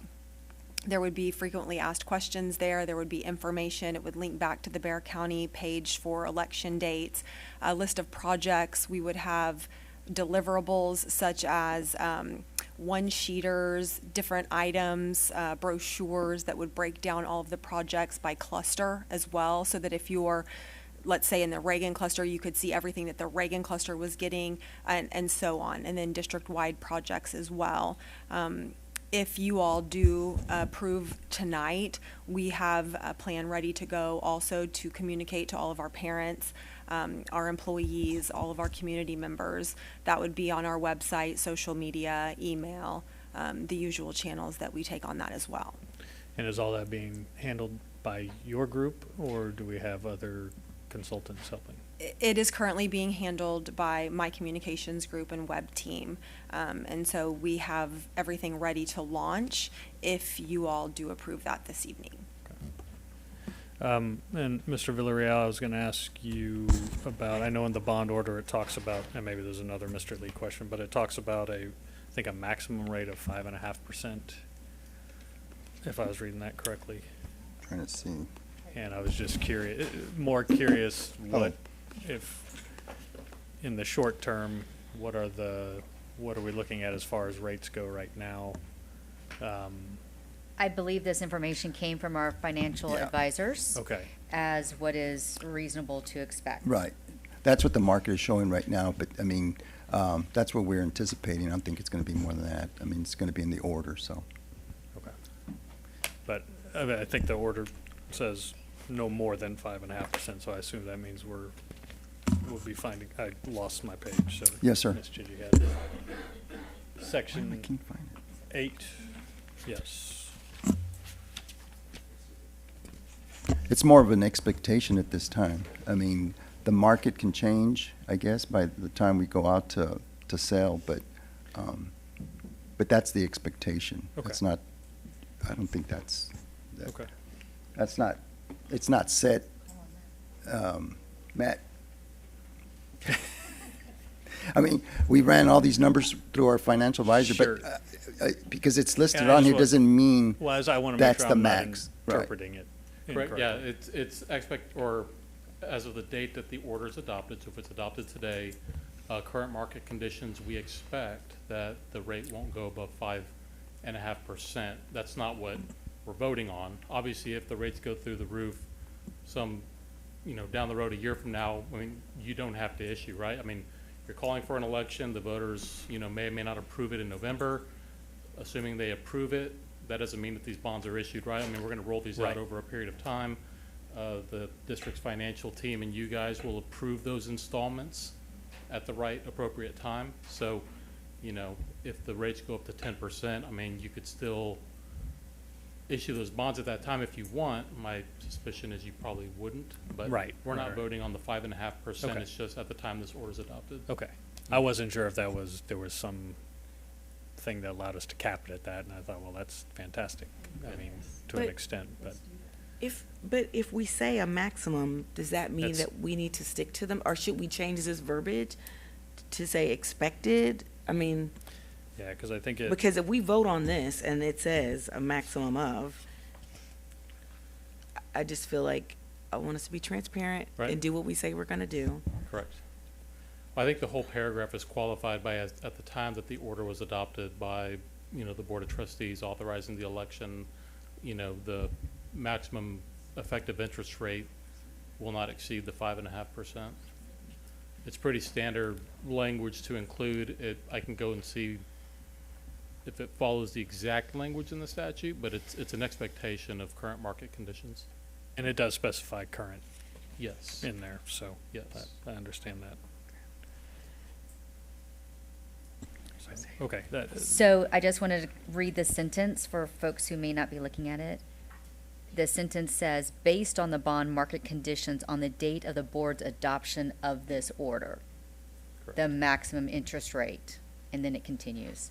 Correct. So to your point, it's at the time that you are taking action on the item. That's what it is. Not necessarily when we actually, okay. Possibly not. But and then that's where our financial folks will look at what's the best value at that particular time that we actually issue the bonds for whatever improvements that we're going to use them for. So if it's Chromebooks, we'll look at whatever that costs. Sorry, I didn't mean to put that. Yeah, Sorry. there you go. There you go. And also, if chillers. We'll go back to chillers. If it's chillers, we'll look at what that money is and what that rate is and work our. Also, whenever y'all issue bonds, typically y'all have done the delegated sale, right? So it's going to have parameters. You can't exceed this amount. Right. Can't exceed this maturity, and you can't exceed this interest rate. And typically, we'll work with the finance team and the financial advisor. We'll put that in there. So, Okay. you know, it could be less than this number that's in there at that time. Mr. Bayo, I have Yes, a ma'am. question of Ms. Chancellor. Is there an opportunity, and you may already have this in your plan, is there an opportunity for people on that bond, assuming we pass this tonight, on that bond website for people to give feedback and ask questions so that the community has all the methods, right? They can hear what we've already said, but they can ask questions and have responses to their questions as we get ready to ask them to vote. I'm not sure if we have fleshed out that specific of a plan yet, but I do know that when Dr. Micah would have a plan to go to different organizations and speak about it, we will be collecting feedback so then we can determine what exactly we want to push out on our website to answer those questions. So we will definitely be seeking feedback in that way. And we may have an opportunity for that on our website as well. I just don't want to commit to that right now because Okay. I'm not sure what that looks like. Okay. I would like, if it's possible, Dr. Micah, for us, if it's not the website, there needs to be another way for people to give us feedback beyond a community meeting because they may not make it to the community meeting. Yes, ma'am. I agree with you. And so, look, Ms. Chancellor and my team have all done some work. They haven't completed the work because at this point we've spent enough man hours and things to not keep moving forward until a decision is made one way or the other. At that point, Ms. Shelton, I agree. There needs to be as many opportunities for people to ask questions and get a response Right. to it as possible, and we will work on that moving forward. Again, going out and visiting with people, putting up presentations and things like that on it, but also to ask a very specific question should Right. they have it. That we can turn it around in a reasonable amount of time, similar to how we did Consolidation, Yes. where they were able to ask and we were able to post. Absolutely. Right. We're going to work on those things. Okay. And then the last thing I'll say is thank you, Ms. Thompson. You're right. I am but one voice, and while I am clearly uncomfortable with Proposition B, it does rest with the rest of our community. And I know the work that my two parents put into this. I know the work Ms. Chidgey put into this, and I know the work that the staff put into this. And so I appreciate all that, and I don't want to torpedo that hard work. So thank you. Okay, Ms. Gigi. I feel like I know the answer to this, but I'm just going to clarify. You will have a plan to train teachers and staff on what they can and cannot say. I'm assuming. Yes, ma'am. We actually have already filmed something with Dr. Micah just in the event that you all did decide to pass something this evening. If not, we'll just scrap it and throw it in the trash. But yes, it's Dr. Micah letting all of the employees know really how they need to go about acting, the do's, the don'ts, and it's very informative. And yes, we want to make sure that they're taken care of in that way. Yes, and Ms. Chidgey, Mr. Bywaters, twice a year we always send out the rights and responsibilities. Is that what it's called? Correct? I can't remember the title of it. It actually comes from me. Political rights and responsibilities. Thank you. But what it says is the do's and don'ts during election. So it covers other things as well. That is something. And then again, we also train our principals and folks. So we do as much as we can about all sorts of things with elections, whether it's a bond election or any election in of itself. We're constantly teaching people about what they can and cannot do during that time. Any other questions? All right. Seeing none, do I have a motion to adopt an order calling a bond election to be held by the Northeast Independent School District? So moved. Do I have a second? Second. Thank you, Ms. Villarreal. All those in favor say aye. Aye. Those opposed say nay. Nay. Is that Ms. Landry? All right. Motion passes 6-1. Thank you all for the work on that. Item B, Business Services. 1, possible action regarding purchase of attendance credits. Mr. Villarreal. Yes, Mr. President, members of the board, Dr. Mike, executive staff, and guests, we bring to you tonight the purchase of attendance credits, even though we're not purchasing any. The state mandates that we do this form. We're not going over our compressed tax rate, and we're not in recapture, but they give us 5 different methods of choosing what to do with this form. So we're requesting the purchase of attendance credits, even though we're not going to purchase any. I can answer any questions. Ms. Villarreal. It's just you a have form. question? No question. Does anybody have any? I know it's a yearly thing, and it's, yeah, one of those intricacies of the. Yes, sir. Yeah, you know, I guess it's a form in case we ever get into recapture, but we don't foresee us getting into any. But we have to make a decision on those 5 methods, and we always go with purchase of attendance credits. Any other questions? All right, bear with me. I think I have to read this in its entirety.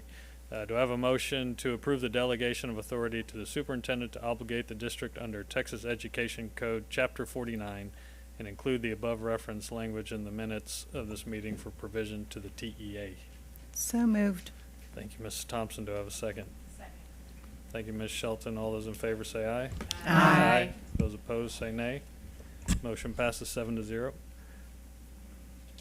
Number 2, possible action regarding health and dental insurance premiums. Mr. Villarreal. Yes, Mr. President. We're just bringing to you for approval from the board. We went over these rates back in our budget study session. We have no increase to the district component or to the employees. Thank you. Sorry, I was looking at. Okay. Do I have any questions from any trustees? Sorry, I was looking at the recommendation, making sure I had the date right. So, no, it's correct. That's the plan year of 26. I know it's yes, confusing. Sir. Our plan year is January 1st Yep. through Yeah, December threw me 31st. off for a second. So we'll have open enrollment come in October, and we'll start sending out materials once this is approved, if approved, Yep. and we can start trying to send some information to our employees, educate what the changes are, and there's no changes. Well, I like the fact that we're not changing it. So, do I have a motion to approve the premiums and district contributions for the 2026 school year or plan year as provided to us? So moved. Thank you, Ms. Chidgey. Can I get a second? I'll second that. Thank you, Ms. Shelton. All those in favor say aye. Aye. Those opposed say nay. Motion passes 7-0. Item C, consent. 1, business services. A, certified appraisal roll. B, supplemental appraisal roll. C, bid items. D, over 50,000 purchases. 2, operations. A, easement dedication of variable width permanent water easement to saws at Hero Stadium. 3, minutes from June and July 2025. For end of consent, do I have a trustee wishing to pull anything from a consent for discussion? I know I have item 3, minutes from June and July 2025. Does anybody else have anything they'd wish to pull?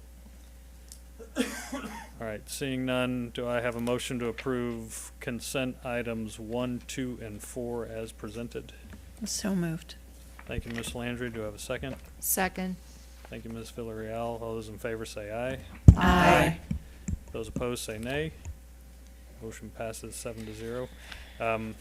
So item 3, minutes from June and July 2025. From the June 16th meeting, y'all were provided a correction to one of the items that was voted on. I stated for the record that the vote was 6-0, and the vote was actually 5 yeas, 0 nays, and 1 abstention. We had one trustee that did not vote on that, and so the I have to correct that for the record. So that's it. So with that, item 3, minutes from June and July. Do I have a motion to approve as presented? So moved. Thank you, Ms. Thompson. Do I have a second? Second. Second. Oh, thank you, Ms. Shelton. All those in favor say aye. Aye. Those opposed say nay. Motion passes 7-0. 13, reports. A, interim financial and management reports. B, awarded bid report. C, federal grants report.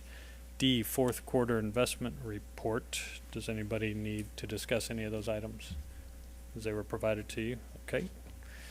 Item 15, discussion and possible action regarding board members' requests for items to be placed on future agenda and or requests for reports from the administration. Does anybody have any requests? Ms. Shelton? So, Mr. Villarreal, I think you already answered this. Are we cutting the supply budget of our teachers? No, ma'am, we did Then- not cut the campus or departmental budgets. So then why would, Yeah, we'll have to, if we can get we can't really get into a question and answer at Yeah. this point. So if we need a follow-up, maybe we can get an email from. So, Ms. so Dr. what I hear you saying is you would like an email to the Board of Trustees on whether we have cut supply budgets at campuses. and why our teachers would think that their supply budget has been Yes, cut? ma'am. Okay. Yep. Thank you. We can send you an email to that Thank you. extent. With some detail about, if the school budgets haven't been cut, what does that mean, et cetera. Then my second question is, and I don't know if it's you, Mr. Jarrett, or you, Mr. Jimenez, what are we telling our teachers about how they address their children?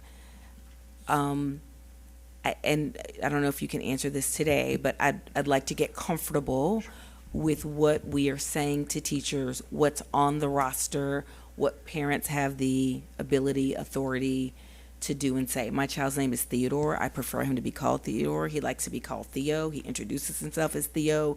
Is the teacher going to get in trouble when she calls him Theodore?